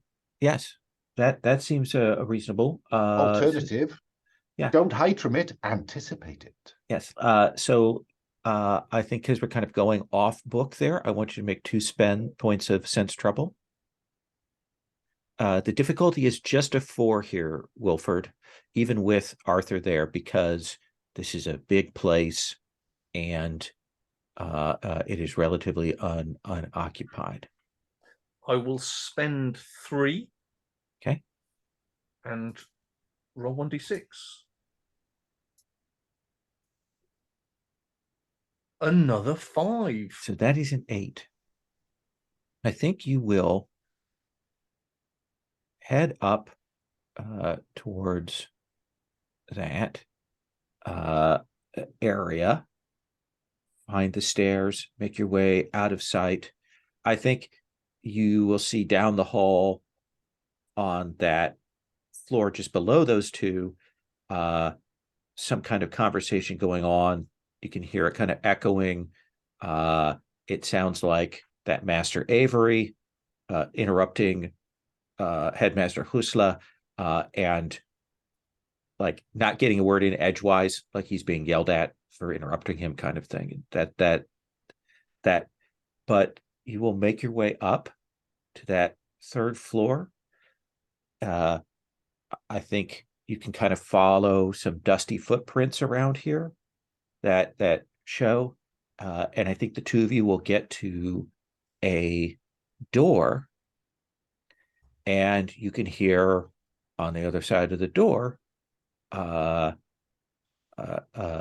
2 people talking, and you hear the sound maybe of like clinking of glasses, of cards being played, that sort of flap sound of that. And there are clearly 2 adults in the room that kind of is the passageway to get further. What do you 2 want to do? I would like to spend a point in architecture and work out if there is a way to actually circumnavigate these 2. Absolutely. Make that spend. Spent. Very easy. You need to go out that window, and you need to slide along the ledge and come in via another window. Excellent. I think that is easily within our capabilities. Just hold a sec.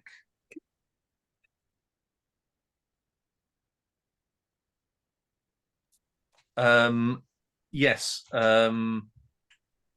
They should be pretty wide. Looking at that old English building, they look pretty wide. I mean, clearly they could be crumbling under your feet. What say you, Arthur? What do you mean wide? Let's do it. You're not equipped for a fist fight, Arthur. Well, I do have 3 athletics, so Okay. I'm not entirely without. Sometimes Exactly. I worry, Wilford, that you think I'm not as capable as I am. To the window and So around them. this is an athletics test. Difficulty is 5. Let's have the 2 of you roll. How much do you want to spend, Wilford? I will spend 3. Okay.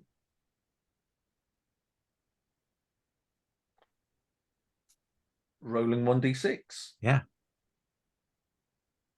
So look 6, at you. You are 7, 8, 9. You're out there. You find the handholds. You're quiet. You make your way along there, and it's like you're a second story man. As Maybe. you go along, you might be a little disturbed, Arthur, at how good Wilford is at going along the side of this building. No, not at all disturbed. I mean, it's clearly easier than it looks. So I will spend all 3. Okay. Oh, hang on. I won't say it. Yeah, I know you're thinking it though. I am thinking it. Oh, will you look at that? So you are perhaps not quite as gifted as Wilford at doing this, but you will make your way past. I think, Wilford, with your excellent roll there, you get to that next set of windows, and it's a small bar, and you prise open the window and are able to come into a room. And I think you kind of have to part some curtains here. And you'll come into a room that is very much decked out for the occult. There are curtains all along. There are candles, black. There are instruments. It is definitely set up for sinister purposes. The floor, the rug has been pulled away, and there is a set of intersecting circles, three of them that have been drawn on the floor to facilitate rituals. Is it possible to spend occult to work out what nature of ritual this is? Yeah, I think an occult spend will tell you that it is very much kind of a general practice, like it is set up to Circle cover of protection, stroke, boundary. But I think that you will find there are some pieces and items around here that have a old folk resonance to them, and you are fairly certain that these were used to do the first part of a summoning that could be completed elsewhere, and that this is where that giant was first called forth. Then I think Arthur would be very interested in looking for the details of that ritual. You know, are there any tomes and scrolls? I don't think you'll see any here in this room. But let me come back to the two of you in a moment, now that you've made your way in. With those rolls for the climbing and stuff, you have done this with perfect silence. The people next door haven't heard you. You haven't made any extra noise, anything like that. Isabella, Richard, you will come up to the smallish door that's at the top. And at this point, I would like you to make a stealth roll. So how do So I wasn't paying attention to how group rolls work. so piggybacking is, if someone wants to piggyback, it increases the difficulty of the main person by 1, and it requires that supplemental person to spend 1 point from the appropriate pool. Okay. And what difficulty are you looking at here? I think just difficulty 4, standard difficulty. So for piggyback, it would be a difficulty 5. Yes. What? But look how stealthy Isabel is. Who knew? She is very stealthy. She's much more stealthy than I am. So I would leave it to Sherry to decide whether you want to do piggybacking, or I'm happy to just do this as an individual roll each. Sure, let's do piggybacking, and I will spend. I need a 5 then. Yep. So I'll spend Yep. 4. Okay. I'll leave myself with 1 in case some horrible situation comes up. I at least have a chance. Sure. Let's have you roll. Okay. Let's see here.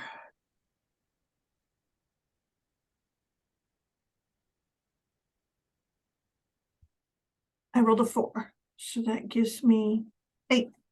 8.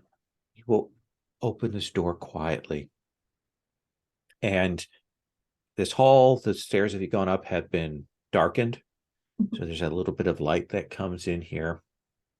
and you will see a room.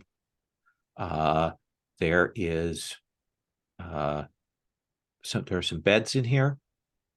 You will see that there is a bound and gagged young woman on one of the beds, her pillow soaked with tears. And you will see that there is a gentleman seated there, who hasn't heard you or seen you. He has a rough look to him, and he is reading the Financial Times. It's the Financial Times that really bothers me. I think that I'm going to pick up something good and heavy, something made of iron in here. I assume that there are old grates, right? Like, so a fireplace poker. Okay. Yeah. And I am going to Strike him? strike him. How much do you want to spend? Oh, let's see here. I have weapons at 6. Yeah. I don't plan to be doing a lot of this, so I guess I'll spend all 6. Okay.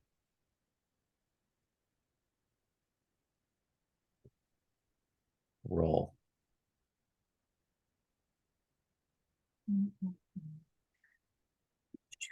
All right. 6. So, Richard, you're like, okay, I think you're kind of watching, like, what's going on? And you just see Isabella step up, grab something heavy, and absolutely clocks this guy. Like, one hit. And catches him before he falls off his chair. Richard is looking for a heavy thing. He pulls out his cane, looks down at it and goes, no. And then he looks around the room for a heavy thing, and then he goes, oh, shit. He is out cold. Like, you can, he because the minimum damage he's going to be taking is 5 points. So you have dealt him a significant blow. Excellent. And I think with the bonus effect, he is absolutely knocked out. Richard, what do you do?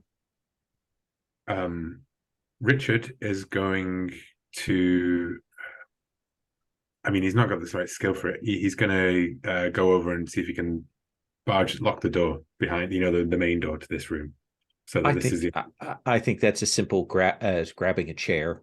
Yeah, I go quickly and do that. Yeah, wedging that in there. Yeah, and then I will. I'm going to leave Miss Grimaldi to Annabelle, but after wedging the door, I'm going to go and root through this guy's pockets for keys, guns, weapons, etc. I think you will find a set of keys, like door keys. I think you will find a gun, and I think you will find like a small silver talisman that you suspect is something that they probably had to have on them when this giant was summoned, so that they were not a target.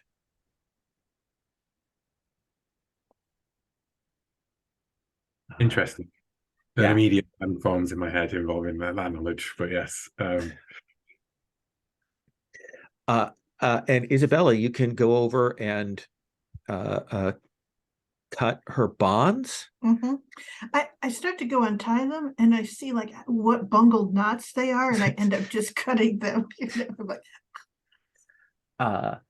What are you spending to calm her down? Well, that's a good question. Let's see here.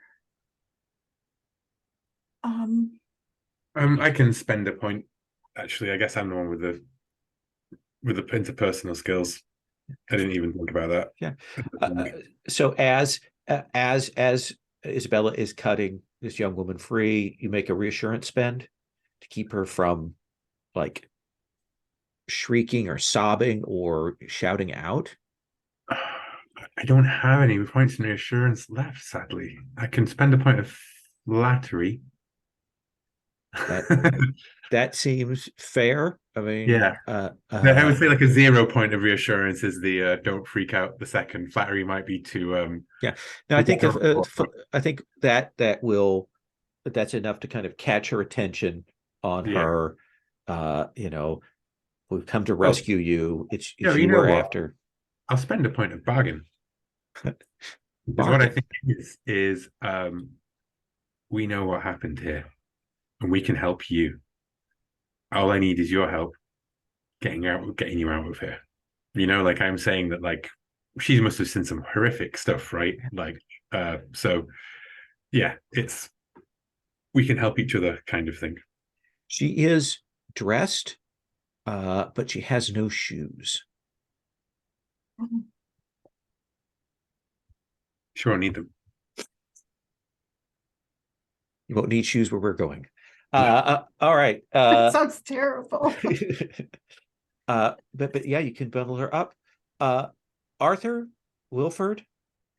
Now, you've got a couple directions that this can go in. Do you want me to bring you two in contact with Isabella and Richard, or is there another agenda you two wish to carry out independently? I mean, clearly, we should look for a way out of this room in order to find Annabelle. But we're in a very good, well-scripted movie here. Right. So there is no other way out of this room other than back towards those men, which strikes me as a silly idea. So why don't we booby trap the summoning circle? Yeah, that sounds very good. So that the next time, because you know what the audience knows is that no one knows we were ever here. So they get worried about having, you know, clearly two people came in through the front door. The girl is missing. That's all down to them. And we leave the summoning circle booby trapped. So, I mean, I'm prepared to spend occult and even call on Bromion to show me a mark I could change or an addition I could make to this circle to have it blow up in their face the next time somebody uses it. How are you helping out with this, Wilford? That is a very good question. Let me have a quick look through my... Well, I've got a cult. I've still got 1 point left in that. So, yeah, I will make the occult spend. I think with that much spend between the two of you, the time that you have, you'll be able to etch just the smallest changes. And Wilford, you come back over them. You know how to wear them so they don't look obtrusive. I mean, it's much like you know, when you're breaking in, having to kind of cover up the marks, and you will get this thing such that it provides no protection. Excellent job, well done, Arthur. At least And some then payback. Indeed. And then we leave the way we got in. Do we not want to go further? I don't think we do. I think that in terms of, because if we reveal ourselves, then they have reason to be suspicious about the circle. And the only way out of this room is via those two men and reveal ourselves. There are no other exits then, Lol. Well, let us just so that we can have that sort of movie moment revelation. I think there is a bit where you go on and kind of try a door and maybe hear a young woman like startle at the sound of that, and then a shh, shh, shh. And then you identify yourselves to Isabella and Richard. Morse code knock on the wall, right? Like, yeah, definitely. Open the door, pistol drawn, lower it. You know, like obviously doesn't know what the hell he's doing with the pistol either. Right. I am, though, nervous about us all leaving through the ritual room. Because again, we want them to believe that that ritual room has not been discovered. Well, luckily, Mr. Whitewood, there's another way in. We'll just leave That's the a- door open. That's a great relief because I have no athletics left to go back along that ledge. Or what story are we on? Second story. You are on the 4th floor. 4's quite high up. A lot Very of bed high sheets. ceilinged. Okay. Well, let's before we go anywhere, let's just talk about how we're actually going to get out with a young girl. So And right four of us. now, the easiest way, you certainly can make your way back down to the third floor via this stairwell that's hidden. But then moving through the building itself may be some more stealth tests. My call is that we sneak back onto the ground floor, me and Miss Grimaldi, then bumble around and gather the attention of the people who are probably looking for these stupid American people who have come here, right? Because they don't know that anyone's gone into the quiet rooms as yet. So we distract Hogel and Avery and whatever, and we simply get back into our car and drive off, offended at how they've treated us. And perhaps within the boot of said car, there is a young woman, or there are people lying on the floor, or you make it out from the ground floor a different way, you know? But we avoid those two guys. We're on the ground floor. We distract them. Maybe use the car, maybe use a different room. I mean, I'll be honest with you, I desperately want Wilford to have to get me and a slightly panicked young woman along a ledge and back out the way we came in so we can go round the front, get in the boot of the car, and then you can deal with all of us. There are two choices. You can either go with them down the stairwell or try to use the ledge to do this. Wilford? Not the ledge. I think stay in the building and then sneak out. Stairs are by far easier method of traversing vertical height. I think in character, right? Whitewood was really cocky about it, having done it once, right? Wilford's like, no. It's really terribly straightforward. So I think the scene is Isabella, Richard heading down first, and you want to be found by Husla and Master Avery, right? Yes. Yes.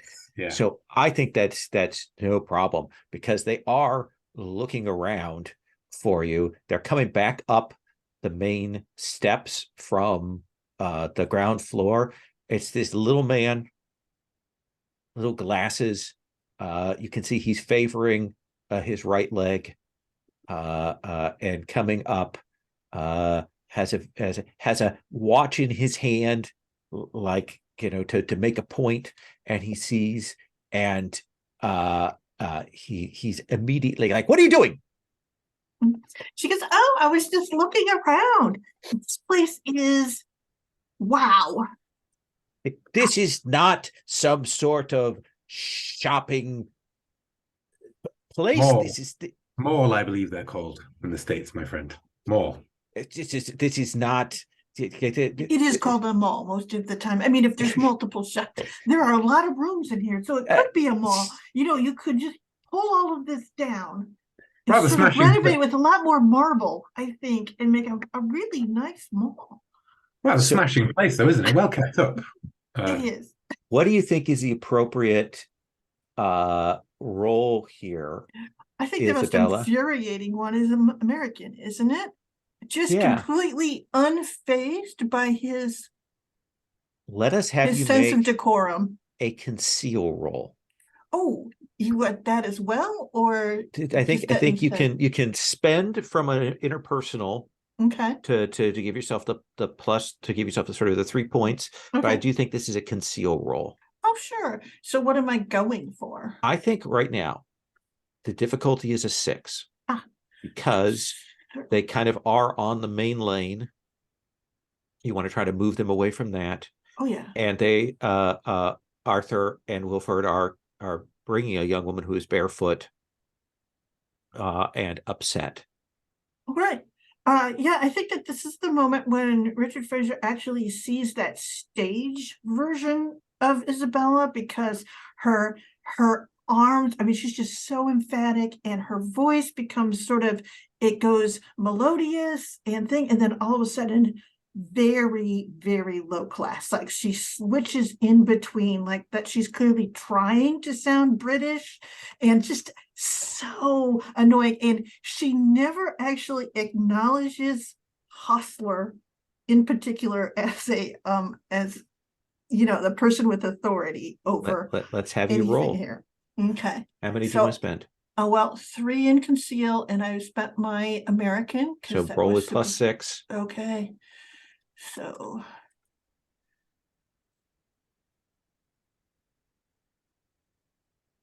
with 2. No, you have his attention. Richard, you're kind of following in the wake to like keep the other eye lines blocked, I assume. I'm And- mostly there for Miss Grimaldi to interrupt whenever Hostler tries to get up some steam, right? Like we just start Ursula talking to each other keeps and trying interrupting dialogue. to explain his displeasure, his disdain, and how this is not some sort of lower class establishment, and you must come during the regular hours, and you can't just and you keep interrupting and what's the word, apoploptic, I think, as his face gets more and more red with anger there. Apoplectic, yeah, thank you. And he is just enraged, and he probably he falls into some German at that point, and some not very nice words in German, as he's trying to bring it up. And Master Avery is trying to intercede here, because you can tell he's going to be in trouble. So he is trying to maneuver things. Wilford, Arthur, one last stealth roll. When you say stealth, I was hoping you might mean sense trouble. Well, we've established that you spend your sense trouble to assist here. But it's a cost at 2 to get Oh, one. it's 2 for 1. It is, and I don't have 2 to play with. Do you I tell have a appropriate skill, like something that relates to you having been in a boys' school like this, that would give you a benefit, or what do you Apart think? from fleeing, I'm struggling a little bit. No, I think I will legitimately, I think at this point, spend another build point into sense trouble. Okay. Give me the requisite 2 to get the benefit. So Wilford, Spent. this would Yes. normally be a difficulty 5, but I think with the assistance of Miss Grimaldi and Mr. Fraser, that I want you to roll at difficulty 4. Okay, I will spend all 3 points. Now, with this young lady, I will baby carry her. Okay. Yeah, because clearly she probably hasn't got any points in stealth. That's true. So I will. If you want me to spend any athletics, I'm more than happy to do that. No, I think that you have a 12 in athletics. I think it is casual for you to carry her. So spending 3 points. Let's see what I get. I rolled a 3. Give me 6. Yeah. So you two, what does it look like? Like what do we see happen sort of behind Hustla and Avery? I think it is sort of just carrying this girl, sort of wrapped dead close to me, and sort of marshalling Arthur along. There's literally this big wide corridor, maybe some velvet drapings. You can just sort of see them shimmering, and you can see maybe our feet at the bottom of these velvet drapings. As I think Miss Grimaldi and Richard notice us moving along, but the headmaster and his tutor colleague have got no idea that we're there. And I think when we're just sort of out of Miss Grimaldi's and Richard's eyesight, that then gives them the key for them to do whatever it is they want to do, because we are clear. I do think, Wilford, you get her out and in the boot of the car, if that's what you want to do. And I do think, though, as you are all there, Arthur, that you will see on that second floor, you will see these children's faces kind of like. And I turn and go, Okay. And Husla finally breaks through, and with a like guttural from the base of his stomach, screams for the two of you to get out. Why, Oh, my good man? How dare you be so rude to one of our American cousins? We won't hear the end of this. Come, come, Isabella. Let us leave. I apologize, my dear. Like all front and yeah, really? yeah. You will march down and march out. You maybe see like at one point Husla like turns back to Avery, like clearly like asking, did you get their names? Do you have a card? And Avery is like, no. And probably another round of shouting that goes on at him. And the two of you will get into the vehicles. You will see the kids. And you see one of them go. Richard doffs his hat that he's inevitably wearing, right? And climbs into the car. And you will drive off. And that is where we're going to stop. Case closed. You may restore your stats here. Richard, we'll do some love letters for you for the next 2 sessions, but I think that it's appropriate to have you taking care of her, getting her to a place of safety, making sure that she's comfortable and safe. Yes, I think I will. I might even call upon my my biggest fan, Okay. Lime, to look after her. Scurry her away, basically. Absolutely. I also want to put it out there that having looked more at the 30 ethers, there's rather a lot of them, and I think that Richard would totally be at any point. I leave that at your discretion. No, you can going for a wander in the ethers. You may learn 2 spells. I think that seems a fair thing to offer you. So 2 build points, everybody.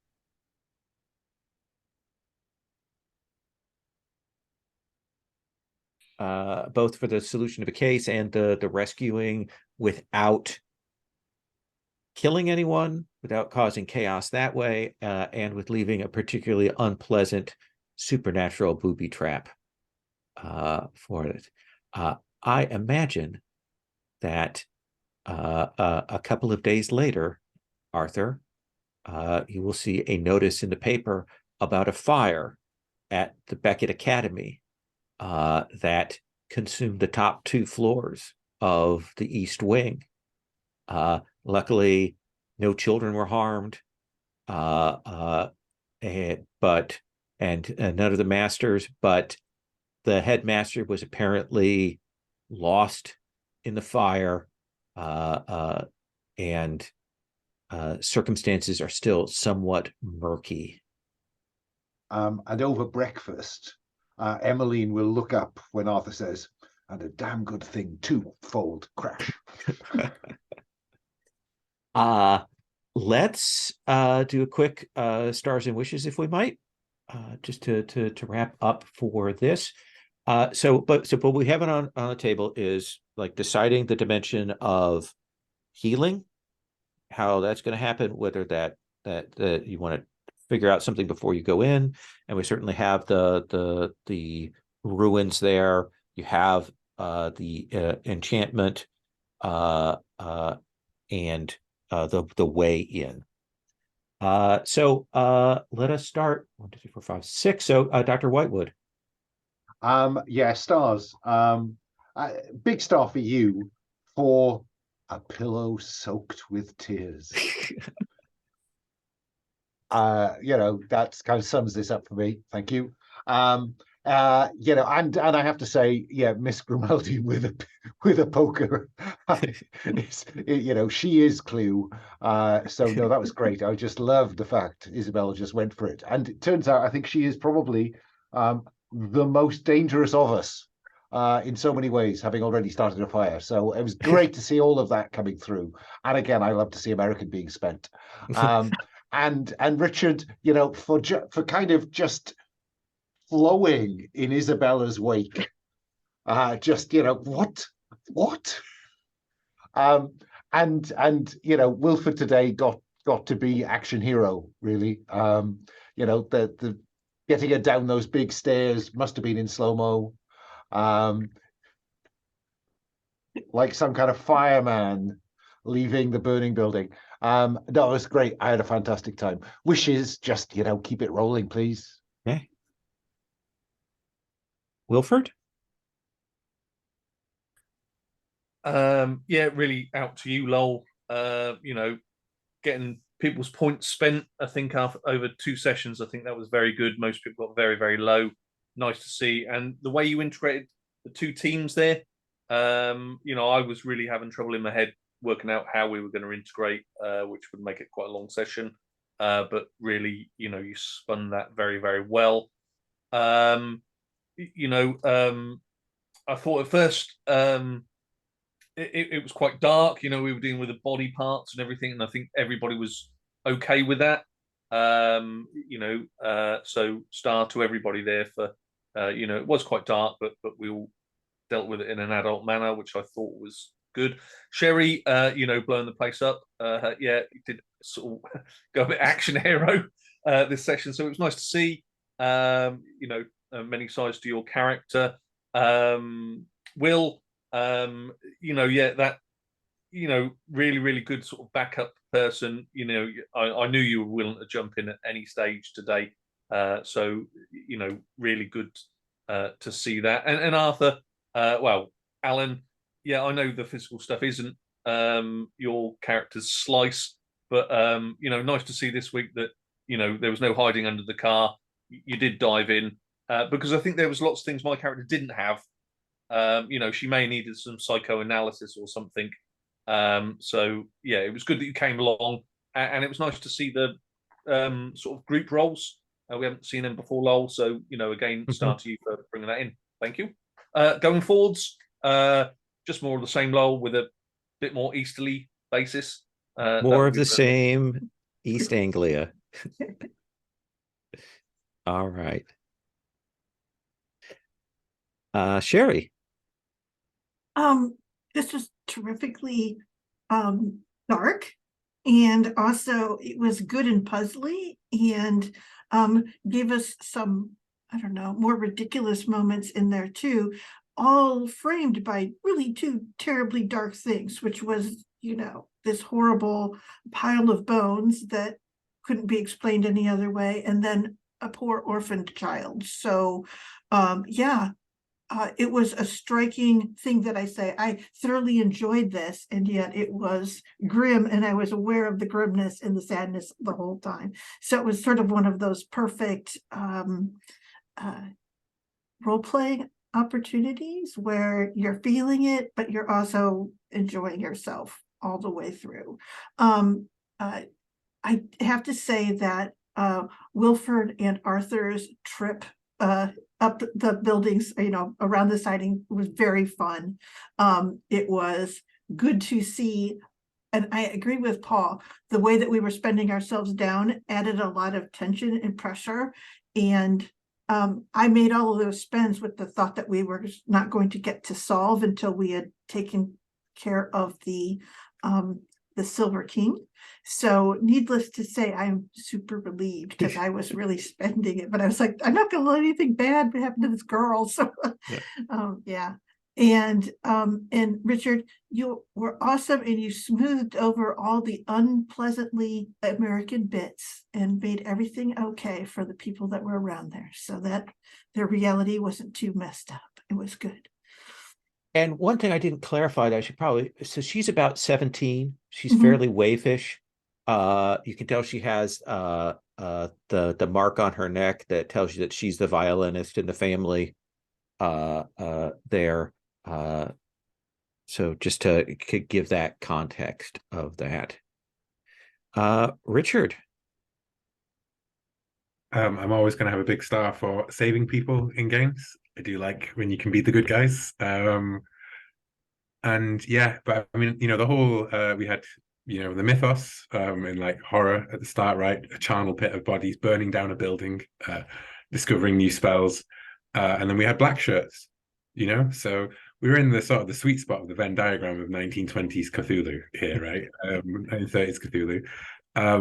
Having the kids, I'm glad that we were able to put them, like to incorporate them, because it just seemed perfect, and it did sort of balance out the whole thing, and they're the perfect companions against the man, right? Mhm. Like I was really happy that you allowed us to run with that and to get some sort of because normally when you try and speak to the staff, right, it's like, why would the staff be more motivated to speak to a bunch of strangers than to even the people they dislike, right? Whereas kids are 100% like, an American woman and a man gave us some candy and a shilling. But I love the whole plan, and I loved the whole heisty kind of nature of this. I think our two approaches worked well. Rather than stepping on each other or getting that kind of overly complicated route, we were happy to move forward with what we knew rather than like overthink it and overcomplicate it. And I know a lot of the leave the complications to bad dice rolls, basically. And both accomplished something, which I was very happy we were able to steer it that way. It was a great idea, Alan, that you had. Yeah, that was going to be my next one, was sabotaging the occult circle is perfect. Because I was thinking like, we could summon the troll to cover our tails and everything, but like, sabotaging it for the next use is even better, right? Because it happens without us. And now we've taken Hogel off the board, which is always a good thing. I mean, and this is less NBA, where we're concentrating on targets to take out of play. But yeah. The second story, man, I love Wilford being leading people through it. I loved the chance to use Morse code and cryptography this session. My wishes. I wanted to give a big star to Paul for making sure to that moment of what's our goal? We're going to save the girl, right? Like looking around as in like, yeah, that's what we're going to do, right? And we were all on board, but it's nice to have that moment to actually have the characters explicitly commit to what they would want to do, right? As opposed to I'll go along with it because everybody else is, kind of thing. My wishes, I mean, reading through the 30 different layers of the ether, they're so very esoteric and kind of like occulty, like really ritualistic and occulty and like metaphorical and everything. I think my big wish is that Richard starts wandering the ethers at this point. Because I feel like all of that fits in so well with his Zoas as well, like the metaphorical meanings and stuff like that. I also want to finish that blessed blade, the mirrored blade, because I'd like to use it, right? I think we can certainly say that you have done that by the time I come back from definitely. Perfect. And it's less of a wish, more of a meta note in terms of I'm the only one with art music. Annabelle is apparently a violinist and is probably predisposed to help us if we need it. But there is a musical tune that is of some significance that we don't quite know yet from Gray, right? Like that musical thing. You suspect it is the music to open the way. Yeah. So I'm just saying, if it comes to the time that we need to play it, and if it's while I'm away, for example, right? Like, I'm happy to have Richard just to use him as an NPC or whatever you want, however you want to do it. Yeah, we'll work around that. I like that. Spend contacts in Richard. Yeah, exactly. Yeah. Yeah, and play to open the way, and then have to stay outside to keep it open. Exactly. Yeah. Or anything. I'm just saying, like, like feel free to do with my PC as you wish. Basically, is what I'm saying. Absolutely. Thank you all very much. I enjoyed that greatly. Do think about like there's kind of metaphorical things if you want to. There's some maybe we have that book of New Jerusalem. This is one of those cases where kind of coming up with a path or an improvised thing or figuring out is a way to go so we can play with that.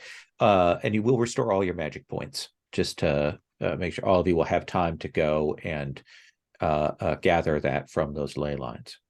Oh, sorry, I did want to offer you one other star, Lowell, given the conversation we had last time, and Sure. that was allowing me to use the Bromion as a little kind of spell without making it complex. No, that was quite Thank nice. you. I really like the use of that.